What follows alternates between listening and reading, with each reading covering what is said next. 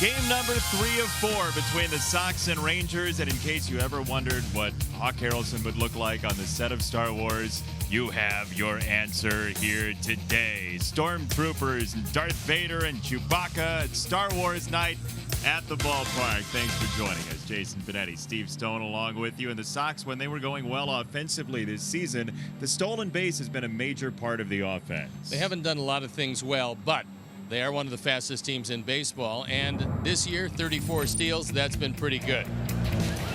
Adam Engel supplying some speed there. Tim Anderson has 10 stolen bases. Leary Garcia has 7, that's half of the 34, and Abreu's got some speed also, so Tim looks back, check to see if there was contact, makes it in easily, then here's the double steal. Trace Thompson on the back end, and so the boys are running well, although only 3 stolen bases in the last 10 games, so maybe they want to kick that up. Double steal came in the win against Texas in the opener of this series. Today, it's a major league debut against the Sox on the mound. Well, we got a couple of young pitchers on the mound. One's a sinker baller, one's a riding fastballer, and that's Lucas Giolito for us, and it's Ariel Jurado for them. He thrown very well in Double-A, but you can see only Double-A experience. This is his major league debut. For Lucas Giolito, the oddity of his record, he's been pretty good on the road, but very difficult here in our ballpark. And last time out, he beat the Cubs, going 5 2/3 with a couple of hits, just 3 runs. So the 7 walks was a problem, but he feels that he's got it straightened out. It was a mechanical flaw, and hopefully better things tonight. Some roster changes to tell you about throughout the course of the game, but also some fun with Chuck Garfien, our sideline reporter, who thankfully will be here again today because he dodged that one. And there's your diagram from Chuck. Another one to him, and he got out of the way again. Chuck Garfien, star of Dodgeball 2. He'll be here all day.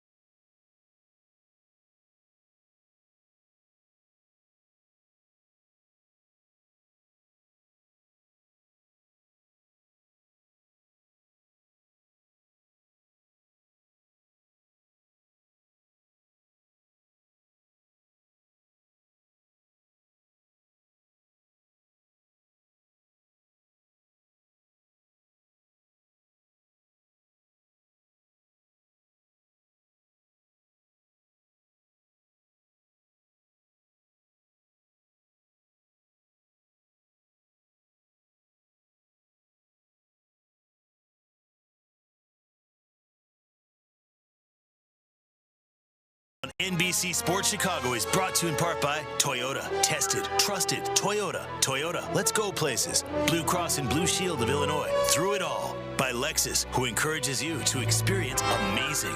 And by Miller Lite, the original light beer. Miller Lite, hold true. What a majestic entrance. Steve was going to dress up as a stormtrooper, but the costume was caught in the washing machine. I do believe, however, with the weather tonight, that probably is a good thing. It's certainly not going to rain on your head with either of those costumes. Rangers and Sox, game number 3 of 4, and time now for the Webb Auto Group starting lineup for Jeff Bannister and his Texas Rangers. Same 9 as we saw each of the first 2 days, different orders, different days. DeShield, Chu, and Kiner Falefa, Mazzara, Profar, and Joey Gallo, who yesterday put up 3 hits. Then Odor, Chirinos, and Guzman. Defensive setup for our Sox presented by UI Health, and this is how Ricky's going to throw them out there tonight with Liuri, Adam, and Daniel in the outfield left to right. Then it's Yomer, Tim, Yuan, and Jose in the infield. Omar Narvaez gets a nod behind the plate, and our Lexus Experience Amazing starting pitcher is Lucas Giolito. Doesn't have the sleeves on, feels more comfortable without them. He's 2-4, the ERA up close to 7. Last time out, he did beat the Cubs, although he walked 7 men. So he's trying to shore up the control. It's a good night to pitch. Hitters don't like the ball inside, and the umpires for the game tonight, Scott Berry has the plate. Angel Hernandez, the crew chief, is at first. Paul Noward is at second, and DJ Rayburn is at third. So that means we're ready to play baseball on this misty night. A little foggy, but otherwise there's not supposed to be any rain. We're ready for baseball. I'm ready to turn it over to my spunky play-by-play partners, Jason Benetti. Only on days that end in Y. Thank you, Steve. Delino DeShields leads it off. First pitch from Giolito is ball number 1. And we are underway at 6:10 at Guaranteed Rate Field this evening. Very light winds at the ballpark, northeast at 2 miles an hour this evening. A good crowd for Star Wars night. Hawk Solo bobblehead doll presented by TransUnion. You saw that beautiful looking thing with the old time microphone. Supposed to be about 26,000 here tonight, and hopefully they do get here. The bleachers have a whole lot of people, more than we've seen of recent vintage.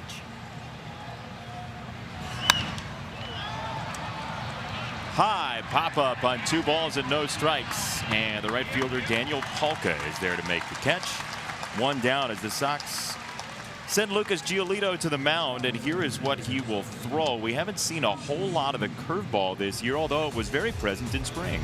Yeah, for some reason, I mean, he got off to a slow start with the curveball because he was in terrible weather and really never got the feeling for it. So the curveball percentage is way down. You see, he's a fastballer. The changeup is a good one. Last start against the Cubs, you mentioned the 7 walks. He threw more sliders in that game than he has all season long. 33 total sliders against the Cubs. Chu takes a strike. It's been a tough out in this series. 4 for 9, including that grand slam in last night's Rangers win. Well, he was hot before he came to town, and nothing he's done in this series has dissuaded us that he's swinging the bat as well as he's ever swung it. Chu with a 5-game hit streak entering play in this game, and he's hit in 8 of his last 9.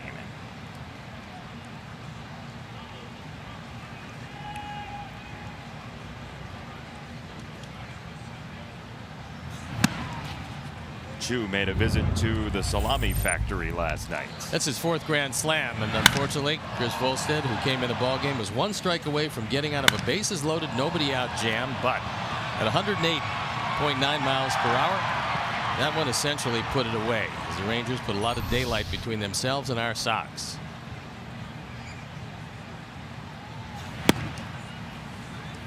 Three balls and a strike on Chu. This lineup with so many left-handers, you'll see quite often the Sox right side of the infield will be shifted and overloaded with 3 wide. 6 left-handers, most of them pull hitters.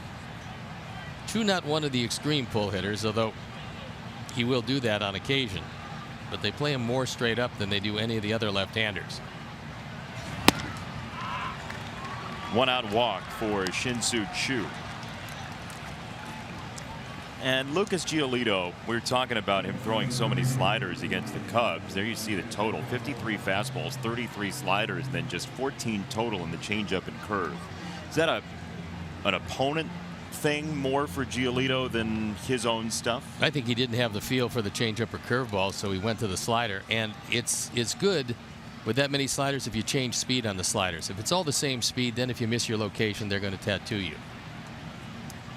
1 out, 1 on. Kiner Falefa takes upstairs, ball 1. So Carson Fulmer has been sent down to AAA after 5 walks and 8 earned runs. In yesterday's loss, 12-5, Dylan Covey has come up to take Fulmer's spot. And with Nicky Delmonico going on the disabled list as well, Jose Rondon is back from Charlotte.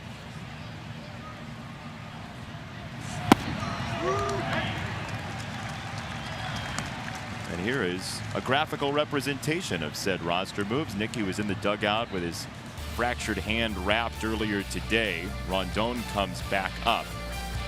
Dylan Covey's been very good at AAA, so hopefully he carries it over here. Had a nice start for the Sox against Kansas City at the end of April. Anderson, Moncada, the turn is there. It's a double play. Ground ball at the right time for Lucas Giolito. Bottom 1 coming up. Sox try to take the lead after this.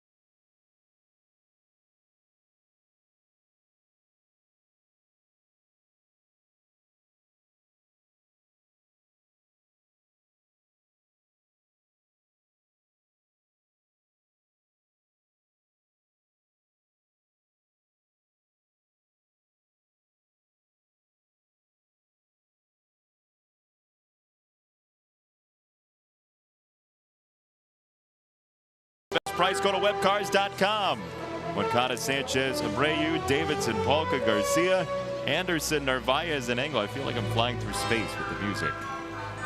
And good music it is. And the defensive setup for the Rangers, and Jeff Bannister puts them out there with Gallo, DeShields, and Mazzara left to right. Kiner Falefa, Profar, Odor, and Guzman in the infield, with Robinson Chirinos getting the nod behind the plate. And our Lexus Experience Amazing starting pitcher is Ariel Jurado. This is his major league debut, but at Frisco in Double-A, he threw the ball very well. He was invited to the last 2 major league camps, and he is a sinker ball specialist. That really is how he's going to make it or break it here. The secondary stuff is okay. It's just not overwhelming. His first pitch in the big leagues is ball number 1.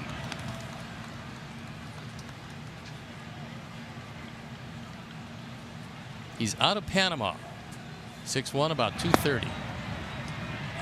And that's a pitch he's got to get. If he doesn't get that from Scott Berry, he's going to have some problems, because the sinker baller depends on getting some called strikes down.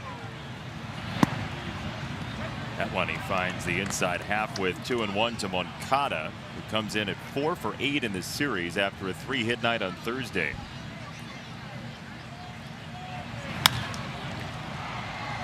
Sky high fly ball left field, and Joey Gallo, who's underneath out number 1.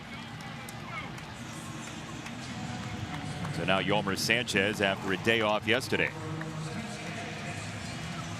With the injury to Nicky Delmonico, the Sox have options to fill out that outfield on a daily basis. Today, it's Garcia in left, but Yolmer Sanchez is a choice. He's a possibility to play some outfield. And if Yolmer does that, that means Matt Davidson will get some duty at third base, which is a nice place for him to play. And also it allows him to play in the field instead of just be a designated hitter. And that's something that everybody really wants. To first base, Guzman. Flip. And Gerardo, for the first time in his major league career, covers first. Does it nicely. Got there quickly, and it was a good solid toss by Guzman. He showed him the baseball, and then he flipped it to him. And that's what pitchers want. They don't want the first baseman to hide the ball. They want first baseman to show them the ball and then flip it to them, preferably with something on it so they can right their footwork.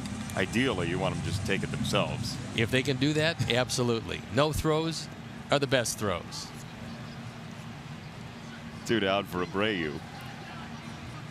Jose having basically the usual.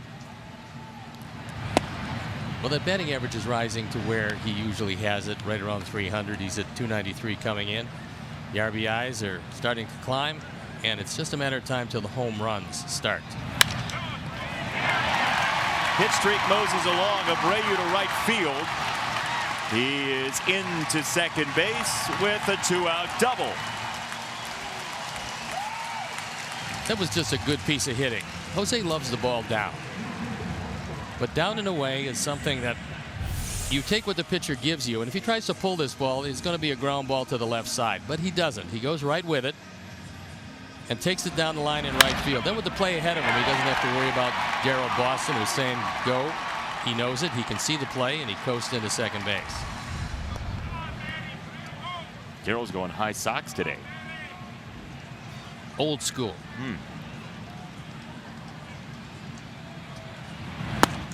Davidson takes ball 1.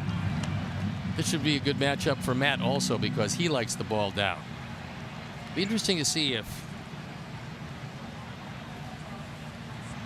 Gerardo will go to his strength or the hitter's weakness, because his strength is everything down. That ball stayed up. Davidson clubs it to center field. DeShield short of the warning track for out number 3. Abreu stranded at second inning after this.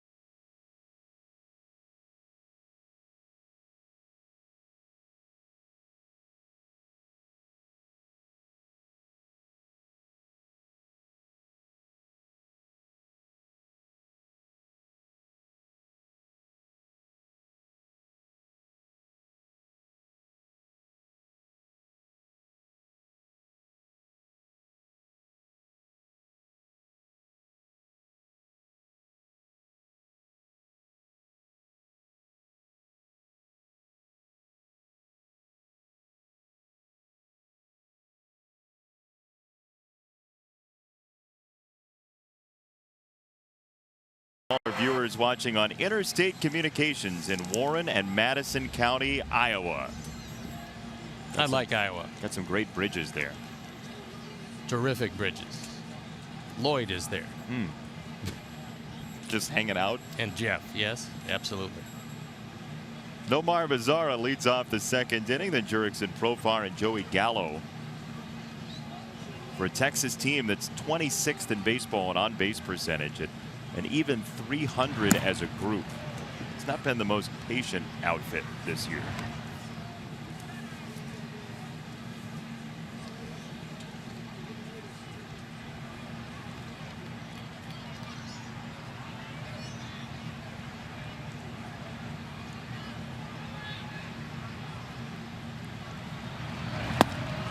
Time now for Lowe's whole team together.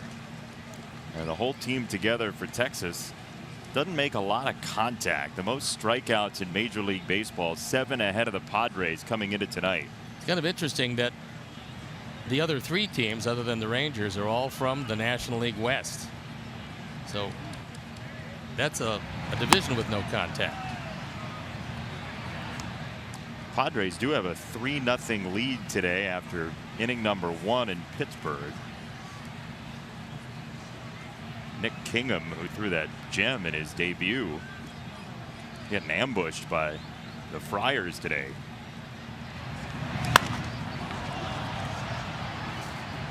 Two and two on Mazara. Fortunately, that was a changeup because Mazara hit it well, but he was well out in front of it. So his eyes identified a fastball. He went out to get it, only the ball didn't get there at 81 miles an hour. So his eyes told him it was going to be 92-93, which is the fastball that Lucas throws.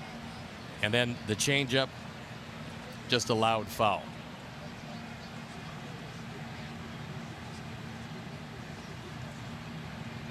Two and two. Left field and a base hit, well placed down the line. Garcia's got a long way to go, and Nomar Mazara throttles down into second with a leadoff double.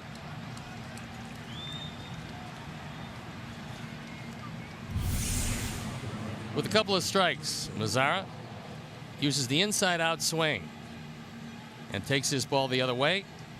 Really doesn't matter if they played straight up because that ball was high enough to rattle around in the left field padding anyway. So a leadoff double here in the second. And now here's Jurickson Profar. Switch hitter, just 25 years old, who leads the team in doubles with 11 of them. Profar hammers this ball to right field on a line, and it's off the top of the wall to score a run. Mazara is home. It's an RBI double for Jurickson Profar, his 12th double of the year. It's 19 driven in for a man who's getting some play because Elvis Andrus has a broken elbow, and Profar making the most of it. He almost takes this out of the ballpark. He's a much better hitter from the right side, but we see some pop from the left side. That one just misses a home run. Hopefully Lucas can find the magic here at Guaranteed Rate Field because he's been pretty decent on the road, but home has been problematic for him. Wild splits. Yeah, you look at him and you wonder why. I just think it's happenstance as opposed to something more than that. Ball's been up for the most part tonight so far. There you see what it's like as far as at home this year. Opponent's hitting .327. That's in 3 previous starts, and this one is not starting out the way Lucas would have wanted it.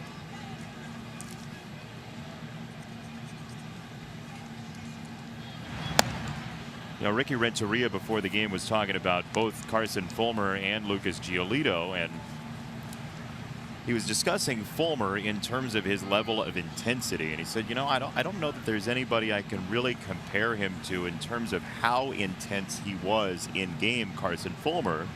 And then comparatively, he said that Giolito has been, in terms of mound presence, if you're comparing the two, much better than Carson Fulmer, but at times he's still getting in his own head, which Lucas has been very upfront about as well. I think that Carson Fulmer has found, as far as mound intensity, you can dial up Jake Peavy. That's how intense he was. Ball in the dirt, no advancement. Still with no feeling for the curveball. There's a couple of them here tonight, and one was high, that one in the dirt. But Peavy was a big winner in this game with all that intensity. He made it work for him. Carson is trying to feel his way through it. I think it's more mechanical than anything else because there's a couple of flaws in his delivery that I'm sure he's going to go down and work on. I think he had a pretty good idea what they were. So they sent him down with an idea to get his work, get back here as quickly as possible. He said that's what he's devoted to. The word from the bullpen was that his tosses before the game yesterday were as good as he'd had this year. And again, we've talked about it. You never know. The bullpen is a completely different animal because you're relatively relaxed. You take it into the game and all of a sudden you get that adrenaline surge. And if you're a young pitcher, you don't know how to control it. And we saw it here because he was missing his spots by a good foot, foot and a half. And you can't pitch from behind in this league because they will hurt you. Upstairs, 3 balls and 2 strikes.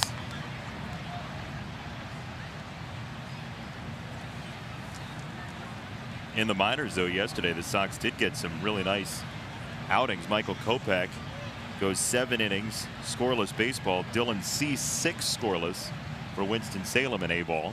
Both of those guys will be here. Kopech a little sooner. Called strike 3, fishing for the bottom part of the zone, and Giolito plucks it out, 1 away. Pretty good pitch. Nice job by Narvaez of framing it, bringing it back just a touch. And Gallo, who strikes out a lot, strikes out again. And last year, he had just 32 singles. That is an amazing total. You spend all season long with 32 singles. With that uppercut swing, the fact that he hits the ball in the air a lot and a lot go out of the ballpark. He's not going to hit many ground balls. He's going to strike out a lot, but when he does hit it, it goes a long way. Just a stab in the dark. How many strikeouts leads Major League Baseball at the end of the year this year? 230, maybe 235, because the strikeout has no stigma to it these days. Productive outs are a thing of the past. Guys are thinking about launch angle. They're thinking about hitting it out of the park. And consequently, when you think about launch angle, you promote pretty much uppercut swings. If you do that, you have a hard time with anything up. And this year, umpires are calling high pitches more than they have in recent vintage. Last year, Aaron Judge led the league at 208. Oh, they're going to fly by that this year. I can pretty much guarantee it. Gallo is second at 196, and then the Chris Davises tied at 195. We saw Chris Davis already. He can really hit. He's not like those other giants. He's a relatively small man with big power. Center field. Angle on the run. He can't get there. Odor drops it off the warning track. Profar scores, and it's 2-0 Texas. That was the first curveball that Lucas got in the zone, and unfortunately, Odor hit it hard. Just his 7th run batted in. That's a hook, and it wasn't quite as low as he would have wanted it. And Odor off that high leg kick gets some hang time, able to time it perfectly. Adam Engel cannot run it down. And it's 3 hits, 3 doubles, and 2 runs with Odor in scoring position. They've hit a double to each part of the outfield so far in this 2nd inning. And Lucas, who hasn't seen anybody in this lineup before, trails by a pair. In fact, the only guy on the Rangers roster who has an at-bat against Giolito in his career is Bartolo Colon. Probably not likely to swing the bat. You don't think? Tonight. No, I don't think they can use him as a pinch hitter. The year for Chirinos is not a good year at 200, but he's got some pop. If you get careless with him, he can hit it as far as just about anybody.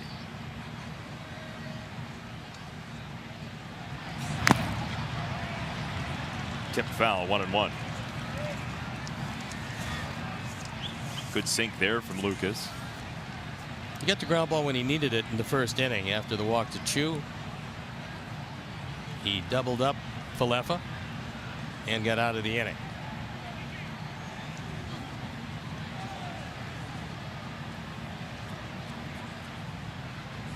Odor at second. Chirinos takes a strike. 1-2.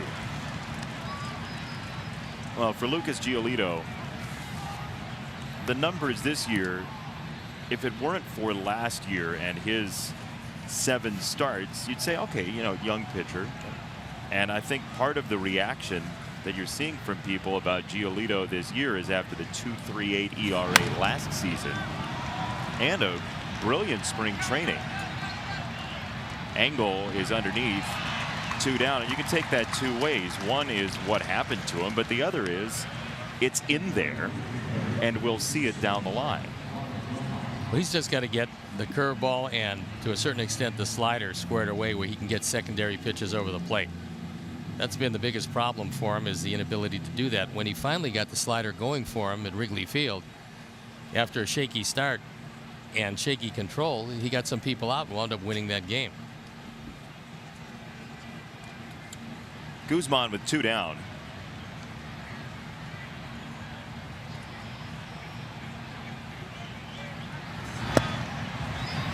Takes a strike. Better fastball command so far, wouldn't you say? Yeah, he's thrown that pretty well. It's the secondary pitches that are plaguing him in the early going here tonight.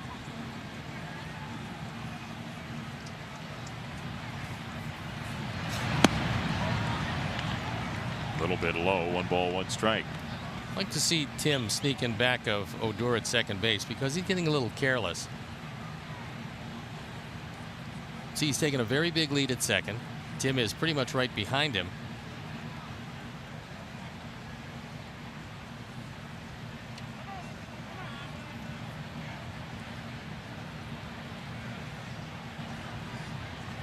In fact, Odor is looking back at Tim saying, you wouldn't come behind me to the bag, would you?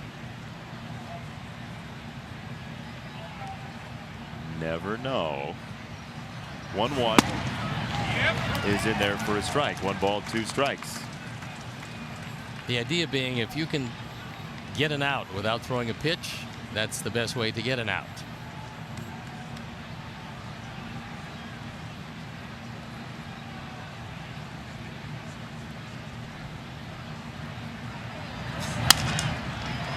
Broken bat grounder to second. Moncada serves up out number 3. Rangers get a pair. Profar and Odor knock in runs.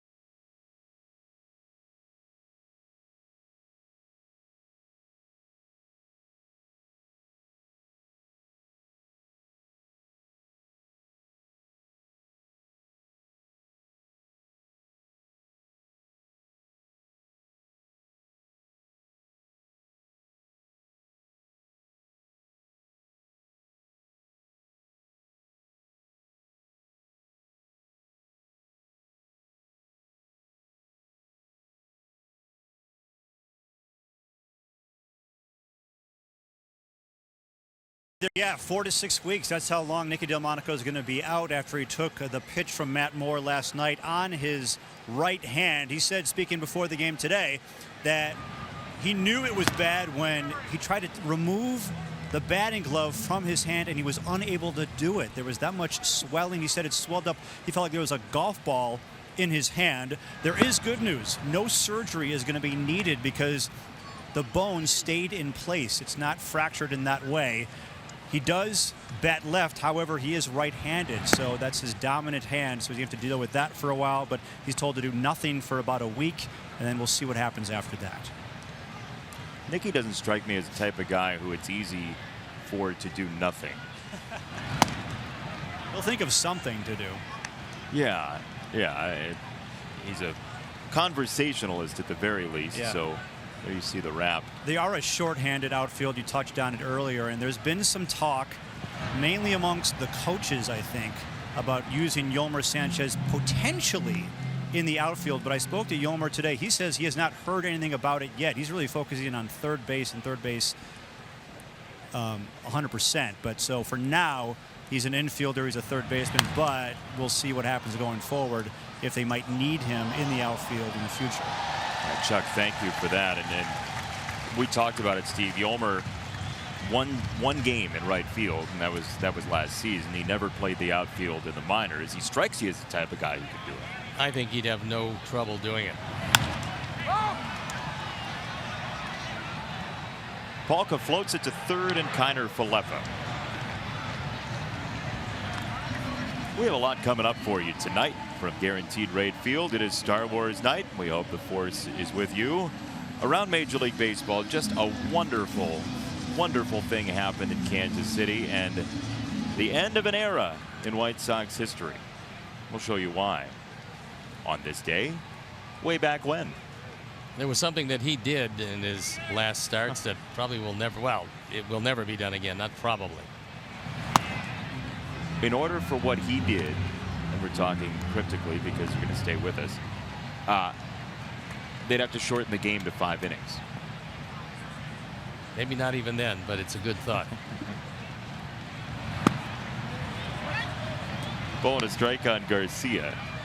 Hirano has a good sinker, but he went away from his strength to go to Daniel Palka's weakness. He threw some pitches up to try to throw it by him and then got the pop-up.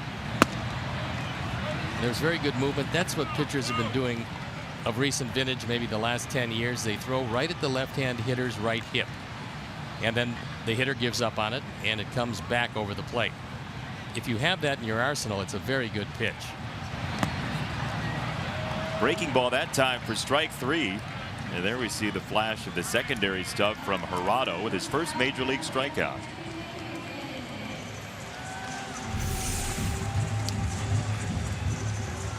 So there is a curveball. You see the rotation straight down, smothered by Chirinos. Robinson with a good effort here and puts the tag on.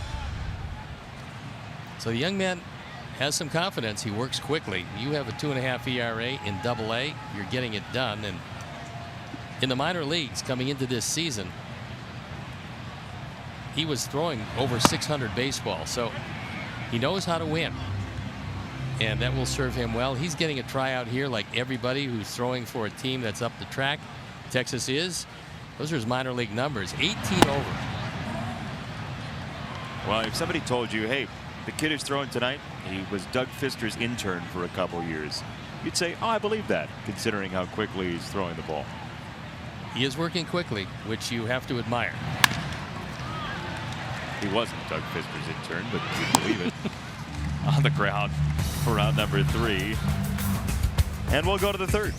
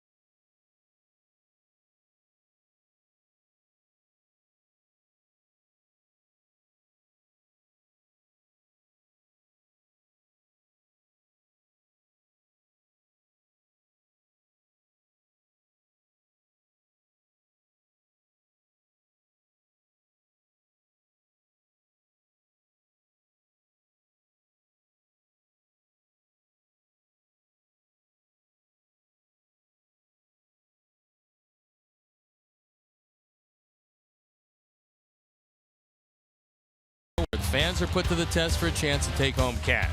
Play along Sunday night at 7 on NBC Sports Chicago. I know you love beer money. I love beer money. Sports trivia is great.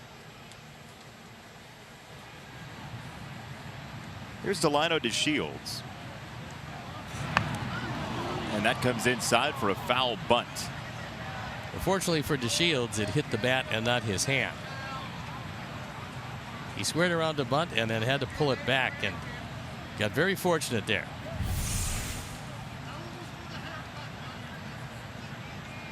That would have been in the middle of his chest if he didn't foul it off. And by the way, he's over that after getting hit to lead off the game yesterday. Just didn't look like it was exactly Mardi Gras for him. No, that one hurt him. Oh, yeah. That hurt him. They got him on the bicep flush. Fortunately for him, there was very little bone in that area.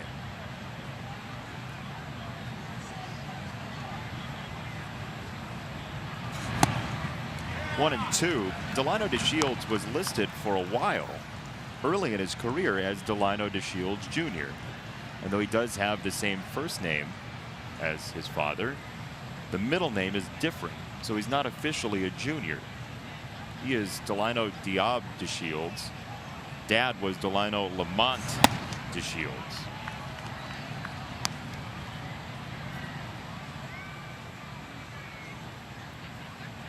Well, they both can run. One an outfielder, one an infielder. His father, a second baseman by trade. And a former member of the Montreal Expos, traded to the Los Angeles Dodgers for Pedro Martinez. Son lays off the pitch high, 3-2. 1 year. It was 1997, his first year with the Cardinals. Dad stole 55 bases. He was a burner. And a wonderful basketball player was his father. Supposed to go to Villanova and chose baseball instead. And Sky fans will see Delino's sister, Diamond DeShields, older Delino's daughter, this summer with the Sky. Throughout the first pitch, opening night of this series. Not likely to do it again as the Rangers went down to defeat. Sox came back in that one from a 2-0 deficit in the 8th inning. 3-2. Swing and a miss, strike three. Nicely done by Lucas, in and out of the zone for strikeout number 2. That was a good slider. One of the best he's thrown tonight. Of course, it is in the early going in this one, but good rotation. He gets some depth on it. DeShields, who does swing at just about everything, showed you right there. He is, however, a contact hitter, or relatively a contact hitter, but that time overmatched with the slider. Here is Shin-Soo Choo, who's been on base 7 times in this series. And we're just starting the third game with one to follow tomorrow afternoon, the finale of the series. And then Baltimore comes to town Monday, Tuesday, Wednesday, and Thursday.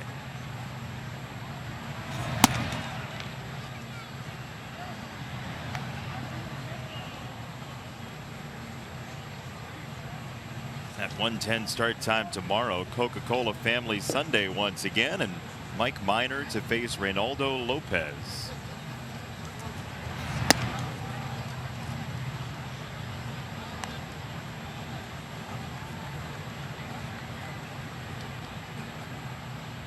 There is Lopez getting a little dinner. Pirates jumped him early in his last start in Pittsburgh as Lucas loses Choo. The 1-out walk.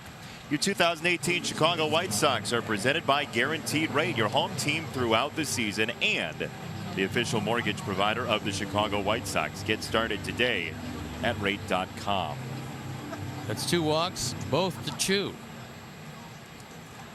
To who? To me? Not to you. To Choo. Shin-Soo.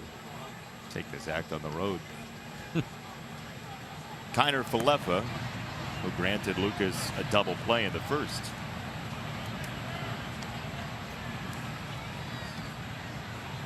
Chu does have a stolen base this year. He's 1 for 1. The entire Texas Ranger team with 19 stolen bags. That's not a high total. They've been gunned down 9 times. That's not a good percentage.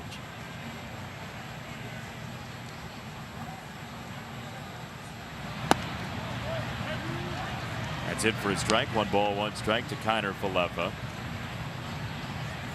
Adrian Beltre still on the disabled list. Elvis Andrews as well. So the whole left side of the infield has shifted shape this year for the Rangers.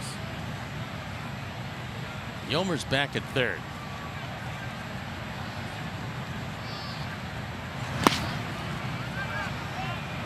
We saw Kiner Falefa bunt in the first inning yesterday with 2 on, nobody out. It was a strange call, but he bunted it very well, which would lead you to believe if he wants to bunt for a hit, the hit is open to him.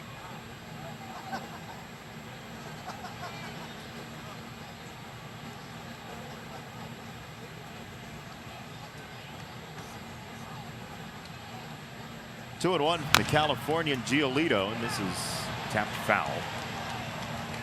Chu was running, so he had to look back for contact because it was not a straight steal. And a fairly high total of pitches early in this one for Lucas. Well, ready to deliver pitch number 51, and that young man is enjoying his night at the ballpark with pretty good seats. Yeah, really good.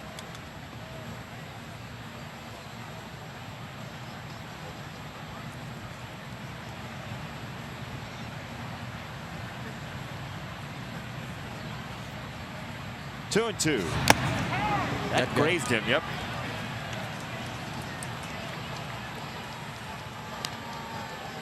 Two on, 1 out, and the hit by pitch for Kiner Falefa brings up Mazzara, who started the doubles train in the second. Let's listen to him. You heard that little tick before the explosion in the glove, and that caught the uniform. So if you're going to get hit, that's the best way to get hit. Let it hit the uniform.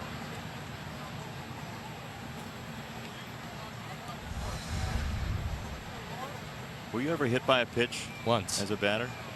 Jerry Koosman, former White Sox and wonderful star left-hander for the Mets. In that pitching staff with Tom Seaver, Nolan Ryan was in the bullpen in those days. Gary Gentry was a man at third, and actually runners at first and third. And I got the bunt sign, and I realized that the left-handed Koosman could not see the runner at third base, and I wanted to yell out to him that it was a sacrifice, not a suicide. And so he hit me in the thigh. Cleared up a couple of days ago. It really hurt. That's the only time I got hit. Got thrown at a lot because I led the league in hit batsmen one year. So I had to dodge a few errant fastballs. Maybe they weren't as errant as I thought, but Koosman did hit me, and that did not feel good. So you were lobbying for the DH.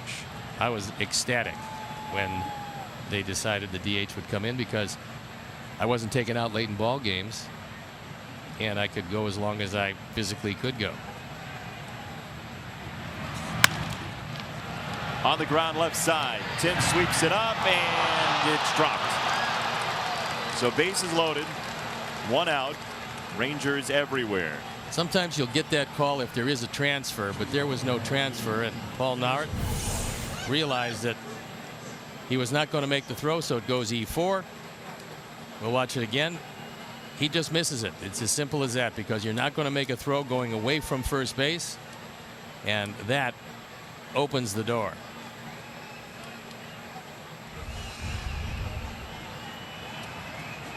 And here comes Ricky. Try to settle things down, and his message is going to be fairly simple. Throw a ground ball and get out of the inning with a double play. Well, and this speaks to situations that you just have to learn to get over in the majors, right? Well, you could pretty much take a look at the unearned run column in any pitcher's seasonal totals, and you can understand how much concentration he has, because you're going to be asked to pitch over numerous errors during the course of the year. Now, some aren't necessarily your fault, but with the bases loaded, Profar would be the last guy you'd want to face, because 8 for 22 pencils out to 364.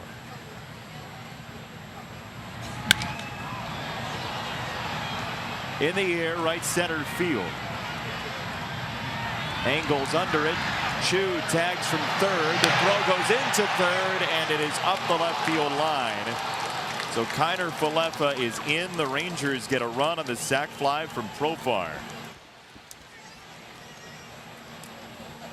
Falefa realized that he really had to hustle because he doesn't know how hard Chu is running.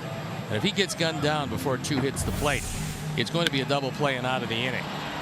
So Chu tags up. He's going to score easily. That's really not the issue. The issue is, can Falefa get into third base? He seemed to hesitate just a step before turning it on and making it, and the run stands.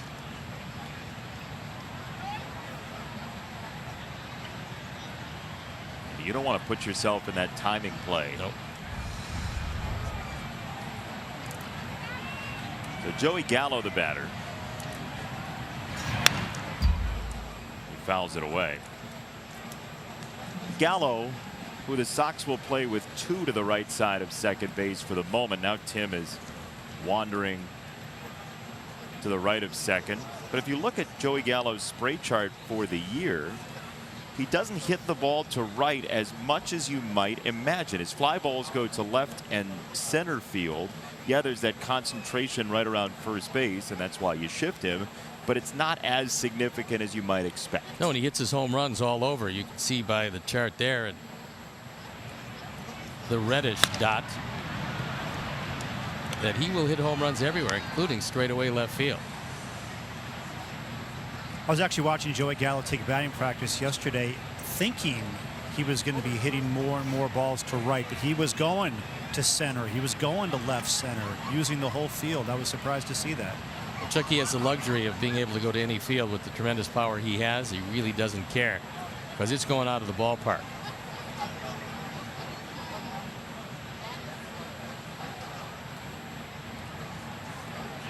He earns himself the pull side. At some point, the shift will go away if he hits the ball the opposite way enough. If he can do that now, he will pepper the first baseman on ground balls.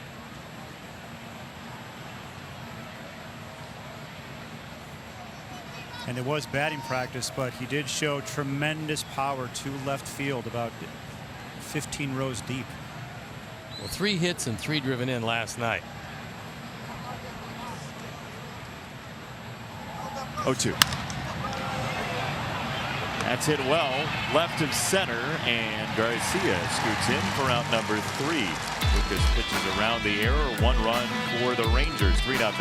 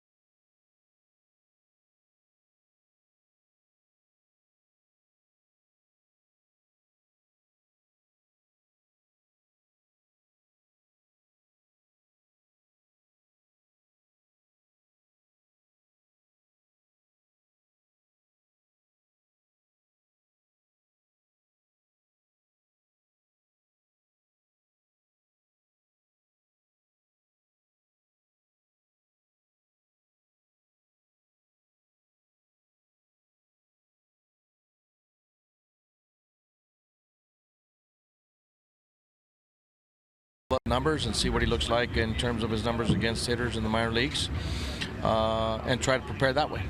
You think that translates to the majors fairly well? I think there are some things that are consistent. I think a guy that throws a lot of strikes or is erratic in particular pitches seems to be consistent. I think more than anything, our guys just try to see where the delivery points are, what his ball might be doing if you can pick it up on camera as much as possible. Just to give you an idea, you still know what you want to do as a hitter at the plate, and I think it's just giving you a little basic understanding of what he might be able to do against you during an at-bat. Thanks, Ricky. You're welcome. That's the situation with Ariel Jurado on the mound in his major league debut for Texas. As this pop foul hits the seats 1-2. Delivery point, part of that for Ricky Renteria. What he wants to see is if he varies the release point, because if he does, usually he's tipping off an off-speed pitch. So far we haven't seen it from Jurado, but the night is young. He has been beautiful so far. 2 balls, 2 strikes. There is a lot of run on that fastball. And even when he's missing, he's really missing close. And that last pitch, called a miss, had a part of the zone.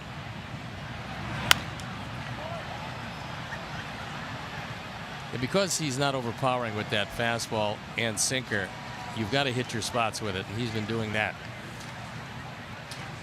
Well, demeanor-wise, he doesn't look like he's overmatched in any way. Very calm out there for his major league debut. I was not near as calm. Inside, 3-2.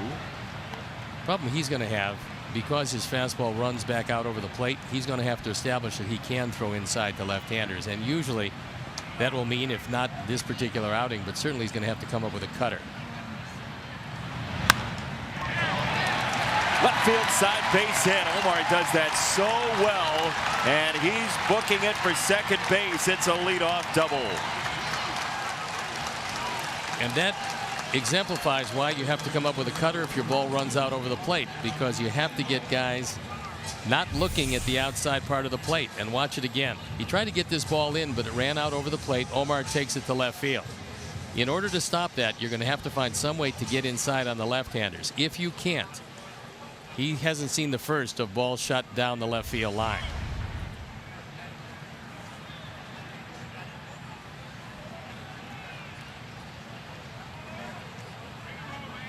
Here's Adam Engel, batting 9 today after some good success at Wrigley Field as the leadoff man. Here he bunts, and he bunts it foul. That one up and in as he squared around, thinking to lay it down. Looked like he was trying to drag bunt that, meaning he wanted to bunt it right at Falefa. At the very least, get yourself a sacrifice, moving Narvaez to third base. Moncada coming up next and batting from the left-hand side, which has been his dominant side this year. That is tipped foul, so 0-2 on Engel. Trying to get 2 bunts down. The pitches were essentially in the same spot. Both up and in, both tipped the bat. And Adam, very lucky he didn't get his hand hit. Yohan flied out to left in the first. He is on deck.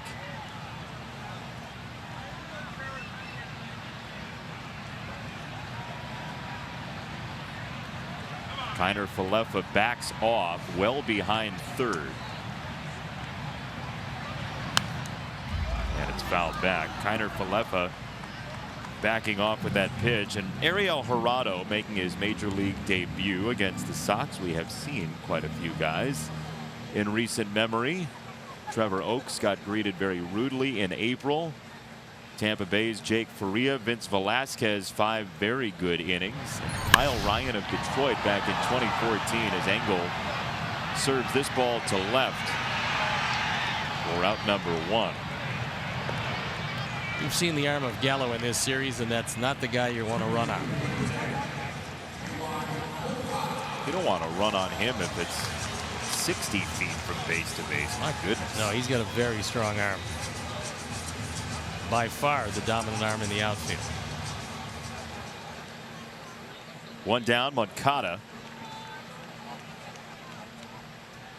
If you just joined us, Texas with 2 in the second, 1 in the third. Sox with a couple of roster moves today. Nicky Delmonico on the disabled list. Jose Rondon rejoins the team from AAA Charlotte.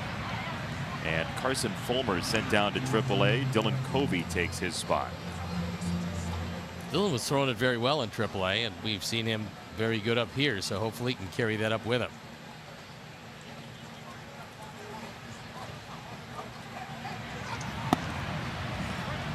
Probable pitchers right now for the Sox in that Baltimore series are Santiago on Monday, Shields on Tuesday, Giolito Thursday, and TBA on Wednesday. You'd imagine that very well could be Dylan Covey. You'd certainly think so, because they did not bring him up to hang out in the bullpen.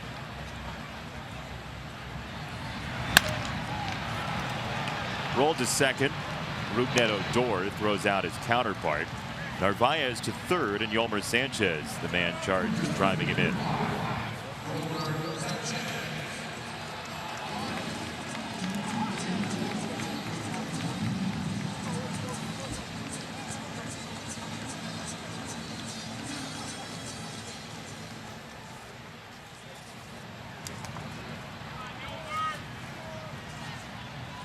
Rangers came in 18 and 28, Sox 11 and 30.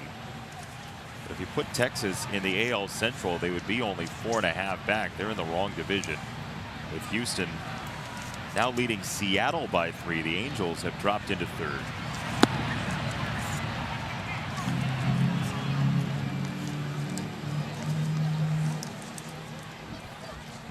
Astros lost to Cleveland just a little while ago, 5-4.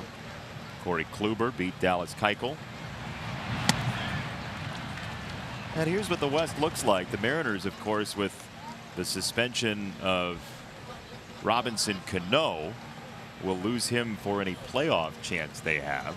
You would think the Astros, now that we're heading very close to June, the Astros pitching would become dominant and they would pull away in the West.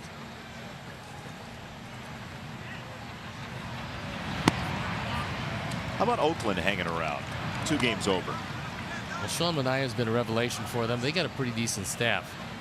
Chapman and Olsen, the boys at the corners, third and first, are very good players. They're the envy of a whole lot of other teams. Chapman, just a rocket for an arm, and Olsen can hit it a mile. So those two guys look to be building blocks for the Oakland Ball Club. Got some good young players on that team, and they've got a pretty decent minor league system. They're ranked 7th. So they've got some talent down there with runners in scoring position. Yolmer, one of the best of the Sox at driving him home. 3-2. That time he went up and out of the strike zone and no contact, or minimal contact. We saw Oakland. What'd you think of that club out there? I like them. We haven't seen, as there's ball 4. We haven't seen what the Mariners are going to do without Cano, but I think Oakland can hang around. We'll see. I mean, Franklin Barreto's down in the majors. They maybe use him down the line. We'll see. But I think they'll hang around. They got a great manager. Bob Melvin is outstanding, and so if that has anything to do with it, they're not going to get outmanaged by anybody. That Oakland team, a game over 500. Winners of 2 in a row coming into action today. And the Angels slipping down ever closer to them as they fade from first place. Jose Abreu, who had a career high in doubles last year with 43, has been loading them up in the last couple days. This one, the ground ball variety off of Jurickson Profar. And then tonight, on the second pitch he saw from Ariel Jurado, first major league hit allowed by the 22-year-old from Panama. Snaps off a breaking ball. That was a pretty good one. That one pushed Jose out of the batter's box during the 10-game hitting streak. He's been all everything, swinging it really well, and he's used the whole field.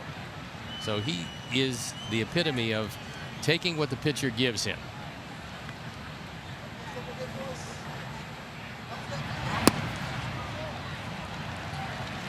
I think it's just a matter of time until he starts hitting the ball out of the park with consistency. It's a little warmer today, and as the weather starts to heat up, so will Jose.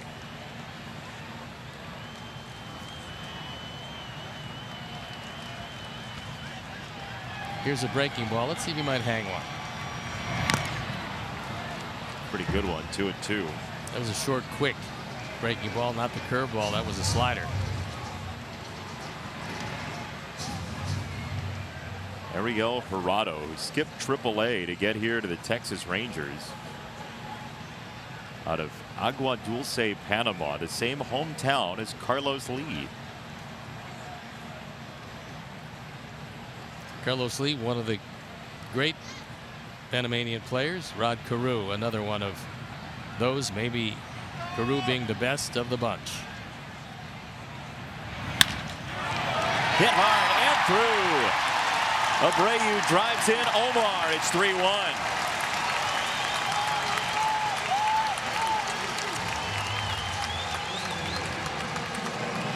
.24 driven in by Abreu, and Jurado gets a fastball up.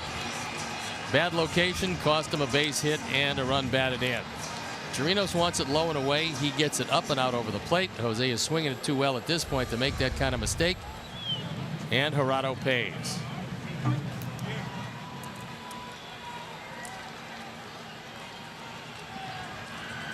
Jose inching toward Matt Davidson for the team RBI lead. He's 3 behind, and Matt with a chance with 2 on, 2 out.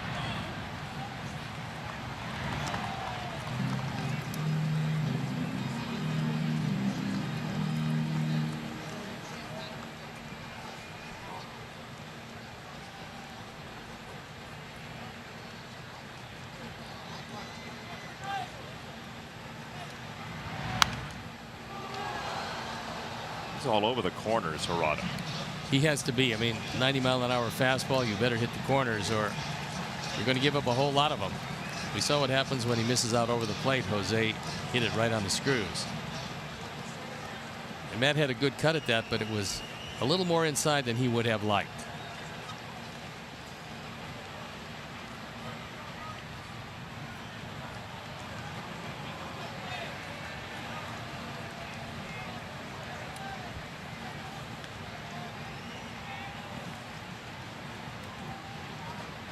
Gomer dancing around at second base, and with 2 outs, it might be better served to just stand there and give Matt Davidson something to look at. Matt fists it to left field and down. Sanchez around third. They test Gallo. His way-off line. Davidson drives in Sanchez. It's 3-2. Best part of that one was it wasn't hit very hard, and it took a while to get to Joey Gallo, who took a long time to deliver the ball, and when he did, it was well up the line. So Yolmer, with 2 outs, he's just going, and Gallo's close enough, but this is not a good throw. If the throw's on the money, they have a chance. It wasn't, and they don't.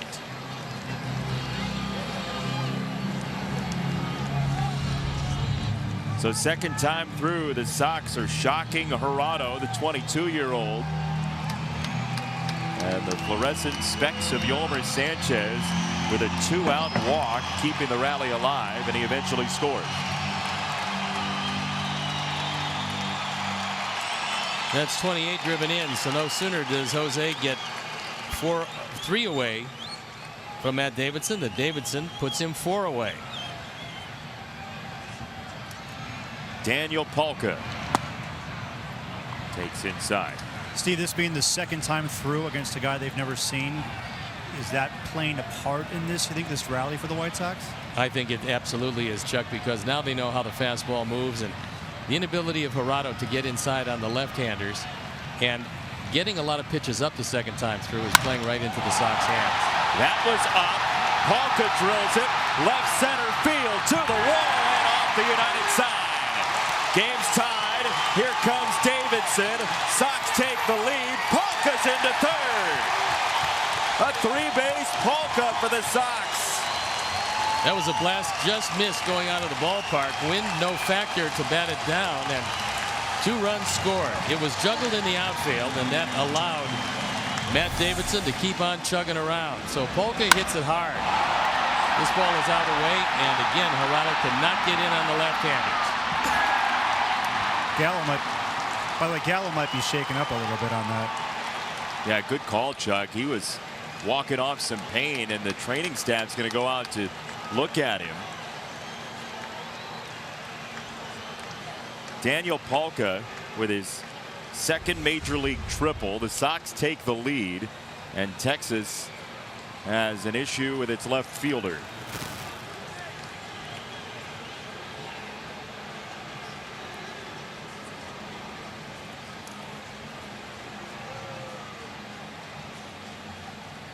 I don't think he felt the wall in time. I don't think his body was ready for the force that was upon him in moments after that. Well, he knew exactly where he was, and what happened, Chuck, is he thought maybe he could protect himself with his right hand, but he took a shot in the right shoulder. The right hand kind of collapsing as he got to the wall. He looked twice at the wall and yet still collided with it, so he's going to be okay. A lot of padding out there, and he did have some notice, but still took a shot. Replay helped. Thanks, Steve. In real time, it didn't seem that way. Then I saw it in replay. I'm like, yeah, he saw the wall. Yeah, we'll overturn the call.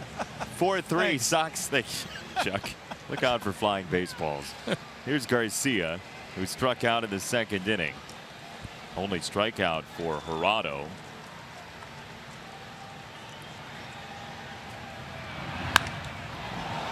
That ball's a yank foul. I'm glad I'm over here. Yeah, not your side. It looks like that guy might have gotten hit.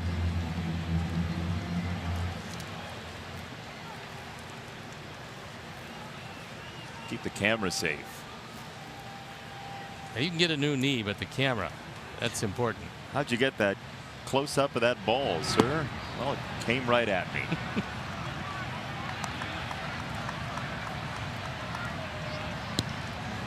Last time up, Leary went down on a good curveball, and there was another one from Hirata.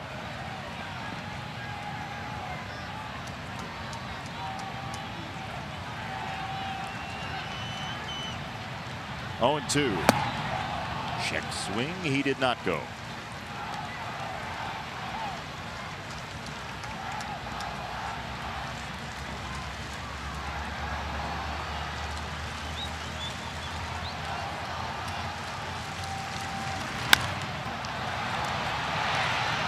Profile.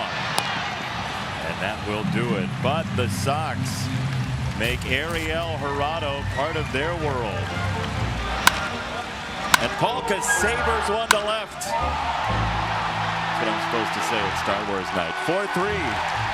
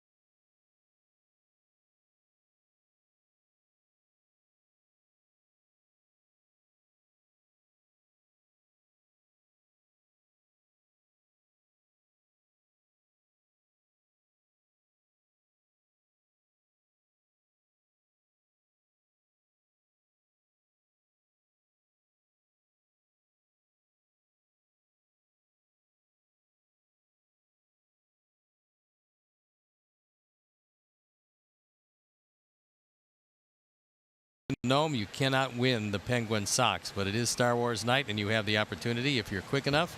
If you want one of those, that's up there also. You're going to look a whole lot better than Jason looks when he puts it on, I will tell you that, but you won't have the headphones on under it. Unless you win the headphones, which you can also take from Sox Math. But this is leftover from, what was it, 3 years ago, Italian Heritage Night? Yeah, it was very, very stylish. I have one at my casa. Multilingual Steve Stone. Oh, yes. Have a hard enough time with English. Esteban Piedra. Yep. Better than Manos de Piedra, which we've seen on occasion. That's Hands of Stone. That's what they called Roberto Duran in his days as a fighter.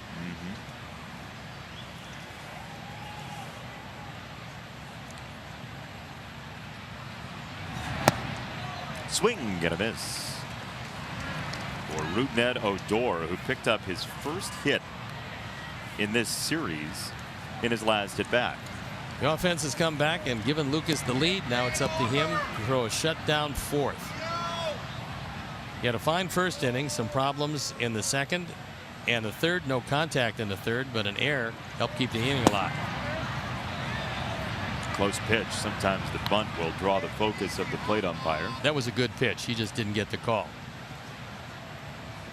That makes it a completely different at bat as Odor now squeezing the sawdust out of the bat. He made good contact. That was in the second inning. And he's going to start hitting home runs. There's no doubt about that. Not on that pitch, though. Nope. He helped him out. He should be at first base on ball 4. That one well out of the zone, but he expanded that zone, and the at bat stays alive. Only Vladimir Guerrero would think about homering on that pitch. He could do that.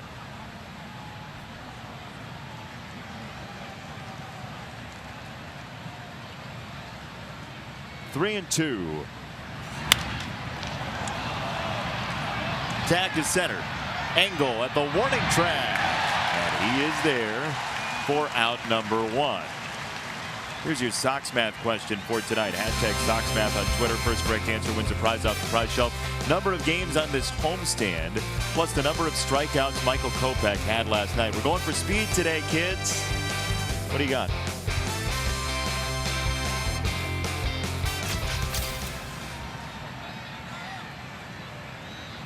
We'll find out. I recuse myself on that. You're like automatic recusal, man. No, not automatic. You're like all-time quarterback in the backyard. When they're too easy, I can't really, in good conscience, take anything off our prize show. Good curveball for a strike there for Giolito. It was that.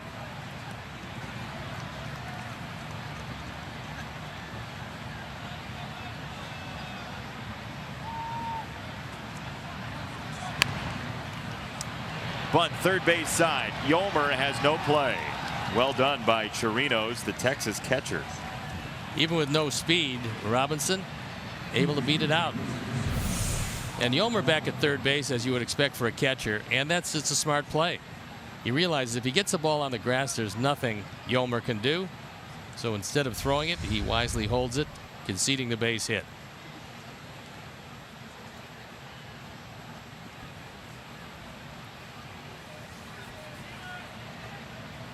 The sacrifice bunt, according to the numbers, is not a great play in baseball anymore, but the bunt for a hit grows in importance with the shift growing.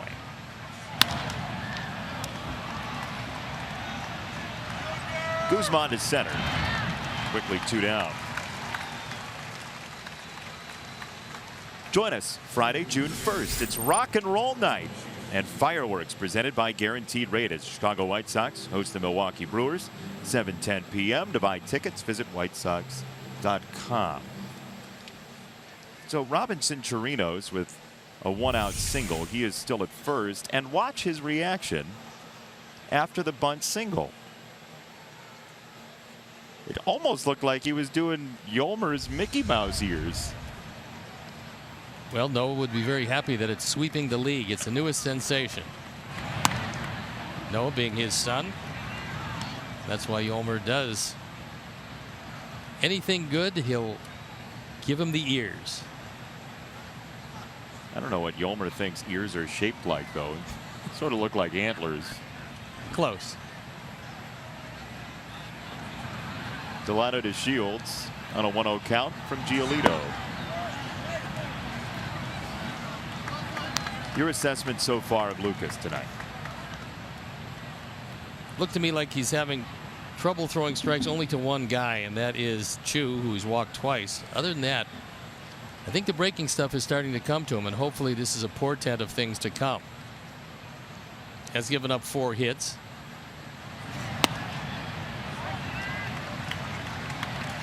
That is his 10th called strike on a fastball. So you talk about fastball command.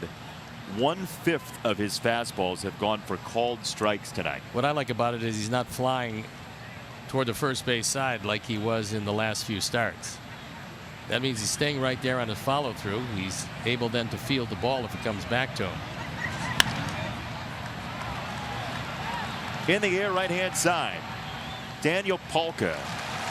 For out number 3. Giolito is through 4. The Sox have the lead.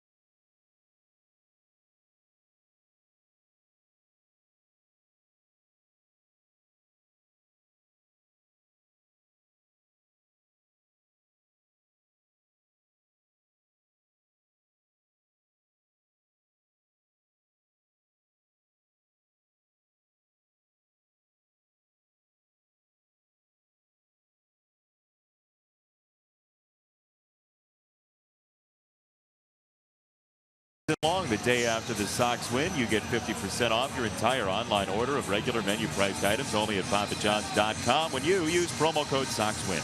Valid at participating Papa John's locations. Better ingredients, better pizza, Papa John's. 4-3 Sox, all 4 in the 3rd, an 8-batter inning, and everything, with the exception of one of the hits, coming with 2 out. Now Tim is going to take a look at Gerardo for the 2nd time. I would think he'd have better luck than he had the first time when he grounded right at Odor.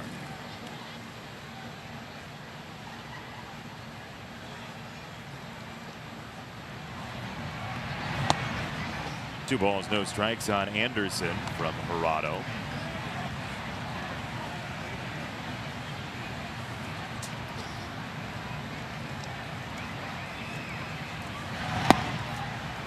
Ariel Gerardo, 22 years old, enters play only 82 wins behind Bruce Chen and Mariano Rivera for the all-time lead for players born in Panama. How about saves? Yeah, I think we know who's got that one. I think we know who's going to wind up the all-time leader. Hang on, let me look. But Mariano was a starting pitcher early in his career. On the ground at 3rd, Kiner Falefa. Cross time and peg for out number 1. Let's take a look at the high-speed action powered by Xfinity, and it's a 4-run 3rd inning. Jose drives it through the left side. That's the first run. So it's a 3-1 game at that point. Then Matt Davidson eases it over the head of Profar, and it's a 3-2 game. The Yomer beating the arm of Gallo. Daniel Polka off the wall. This one almost going out of the ballpark. Played it a pair. Sox lead 4-3. And I'm not recommending Omar Narvaez make an out here, but 2-out rallies for 4 runs have been a thing for the White Sox in this series. They did it on Thursday and again here tonight. Raise the level of difficulty. Omar, center field. There you go, Chuck. Chuck, I can't believe you would even mention that. Now Omar has 0 for 1 to show for it in this inning. He's 1 for 2, however, so he's got some margin. So should I apologize that was my fault? Absolutely. Okay, but Adam Engel's going to love me for it. Sure. This is all part of our new segment that we'll play for 9 innings every home game. It's called Blame Chuck. That's a good idea. This is like already that. a new segment. I think I've already been playing this game. You have a one-player game? I like it. Well, we did debut I Think This Is True last night. That was a good one, and Yeah. it turned out to be true. And Jason, you know how I love White Sox jerseys, especially the old ones, the random ones. There's a special jersey in the crowd here tonight that I'm going to find. I know it's here. We're going to bring it into the broadcast later on. That's my little tease for tonight. How about that? That sounds like fun. Chuck's all over the bizarre jerseys. We are waiting here with bated breath for our Chuck to come up with a jersey. It's not the kind of jersey you're expecting, but I'm throwing you guys a curve. How about that? Is it a new jersey? It's not exactly new. Is it a cow? Is it a Jersey cow? No. Everything's legal in New Jersey. As they say, Niner Falefa to first. Round number 3. It's a 1-2-3 inning. To the 5th we go.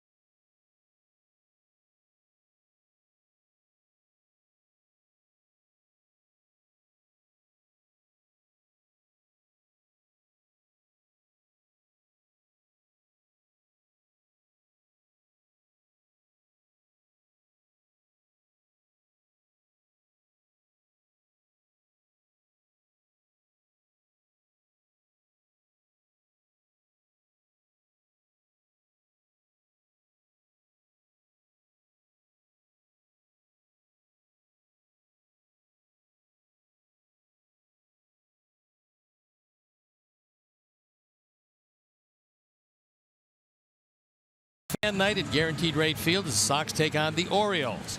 Visit the authentic fan booth located outside sections 157 and 158 and grab a free t-shirt while supplies last. Great night and a great promotion to reward some great Sox fans with stick-to-itiveness. Shin-Soo Choo takes a strike as Lucas Giolito holds on to his 4-3 lead. Choo with 19 walks now this year to 44 strikeouts. Lucas continues to spin in the fastball for strikes tonight.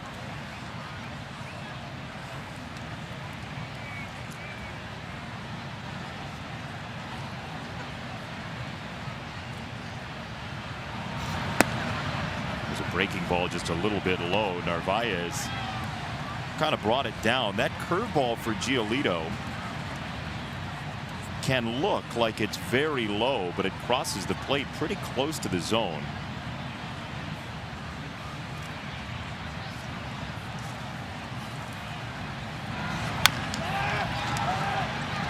Wrapped to first, and Giolito covers. Here's your Sox math answer for tonight. 17. 8 games in the homestand, 9 strikeouts for Kopech, 17 for D. Becker, 98-92.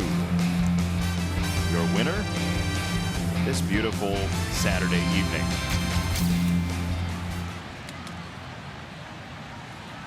Chu is out for the first time, and here's Kiner Falefa. The changeup that has been batted around somewhat this year has been a whole lot better tonight. And he's established that he can get the fastball in the zone, and that's been completely different than lately, and he's really smoothed out his delivery. We saw him at times just fall off the mound to the third base side, dragging the fastball with him and missing his spots by 2 feet, and that gets a piece. Second time Kiner Falefa's been hit in a row.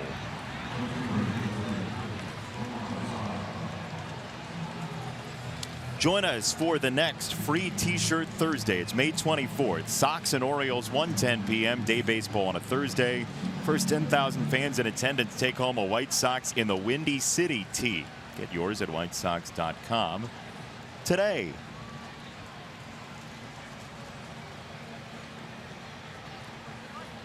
So Lucas Giolito, to your point about fastball command, in that game against the Cubs when he walked 7, he had 6 called strikes on his fastball, 6 total in the game. Tonight, through 4 1/3, he's got double that amount, 12 called strikes with his fastball. Well, it's smoothing out that delivery, and that's really made all the difference.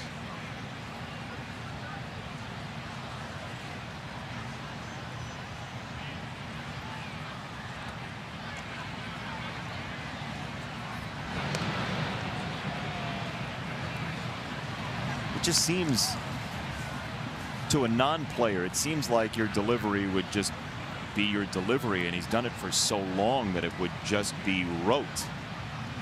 Why is that not the case? Why is it so difficult to repeat? Sometimes you just go out there, you don't feel it, and so you're trying to force a few pitches to make them better than you would normally have them on a given night, and consequently by doing that you have a tendency to fly open a little more quickly.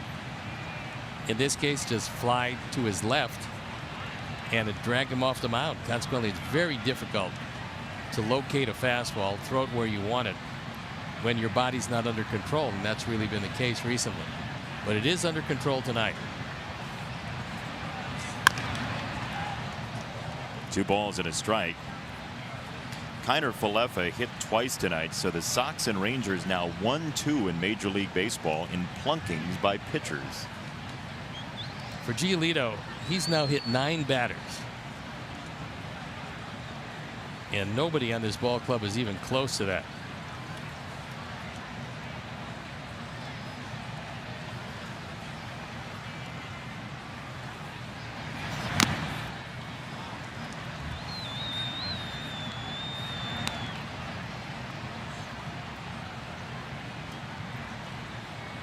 Well, Carlos Martinez led Major League Baseball with 9 as the day started. He's hurt. He's coming back pretty soon, though. They don't think that he's hurt seriously, so that's good news for the Cardinals, who lost to Philadelphia today. And Odubel Herrera continues his on-base streak to 45. Pretty amazing. He's getting closer and closer to the record. I'm told by our producer with very high standards, exacting Keon Dolachahi, that until Odubel Herrera gets to 50 consecutive, we won't feature him in around MLB. It's a tough crowd. It's pretty strict, I know.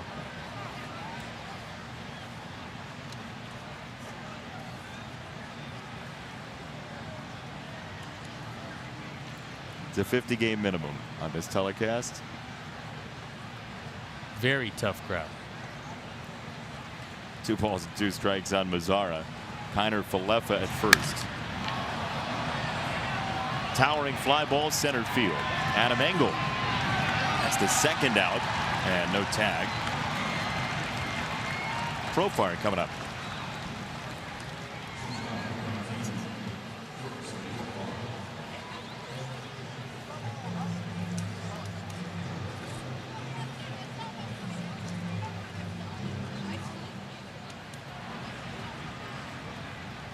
Two down for Profar, who was a big Elvis Andrus fan as he was coming up through the minor leagues and growing older, and lo and behold, he's got Andrus' spot. That's been for him the golden opportunity this year, because without Andrus going down, he doesn't get a whole lot of play. Probably going to be kind of a utility guy, bench player, Profar, if Andrus was healthy. And he's going to do a lot of pinch hitting against the left-hand pitchers because of his ability to swing the bat right-handed. He is a switch hitter, but much better from the right side, so you figure he would get a whole lot of play that way. He came in hitting .333 as a right-hand hitter, just .200 as a left-hand hitter. Xfinity X1 customers say show me the Chicago White Sox into your X1 voice remote, and you get live team stats on your TV. Change the way you experience TV with Xfinity X1. They used to say TV. Now it's TV. So you put the emphasis on the first T. Yeah. It's Yeah, like that's corned not beef. good. That's not good, though. Corned beef. Not exactly. I'd rather have corned beef, actually. Now that I can stream live on my lighted device here that you showed me. It's true. Yeah. Haven't done it yet, but I can. I have the ability to do that. You can stream anywhere. Yep, perhaps. There's your device. See, here it is. Right here. Jason talked me into getting the smaller one, so I can't see quite as well as he can. But it makes up by being very slow, so that's nice. Neither of those is true. But that's sure? never stopped you before, Very has good. it? You don't let the truth get in the way of a good story. No, you don't. Yeah. See what I deal with. 3 balls and a strike from Giolito to Profar. Meanwhile, back at the ranch. Things going pretty well for Lucas here tonight.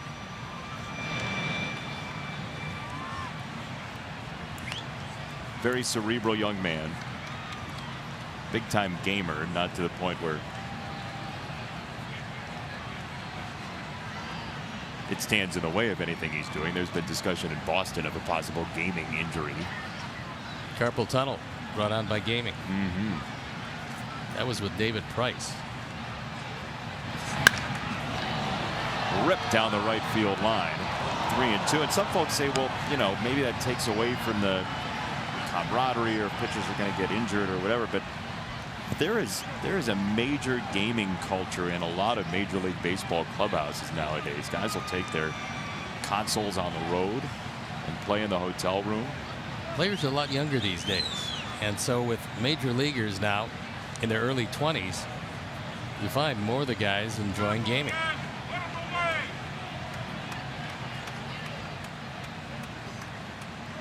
Three balls, 2 strikes on Profar.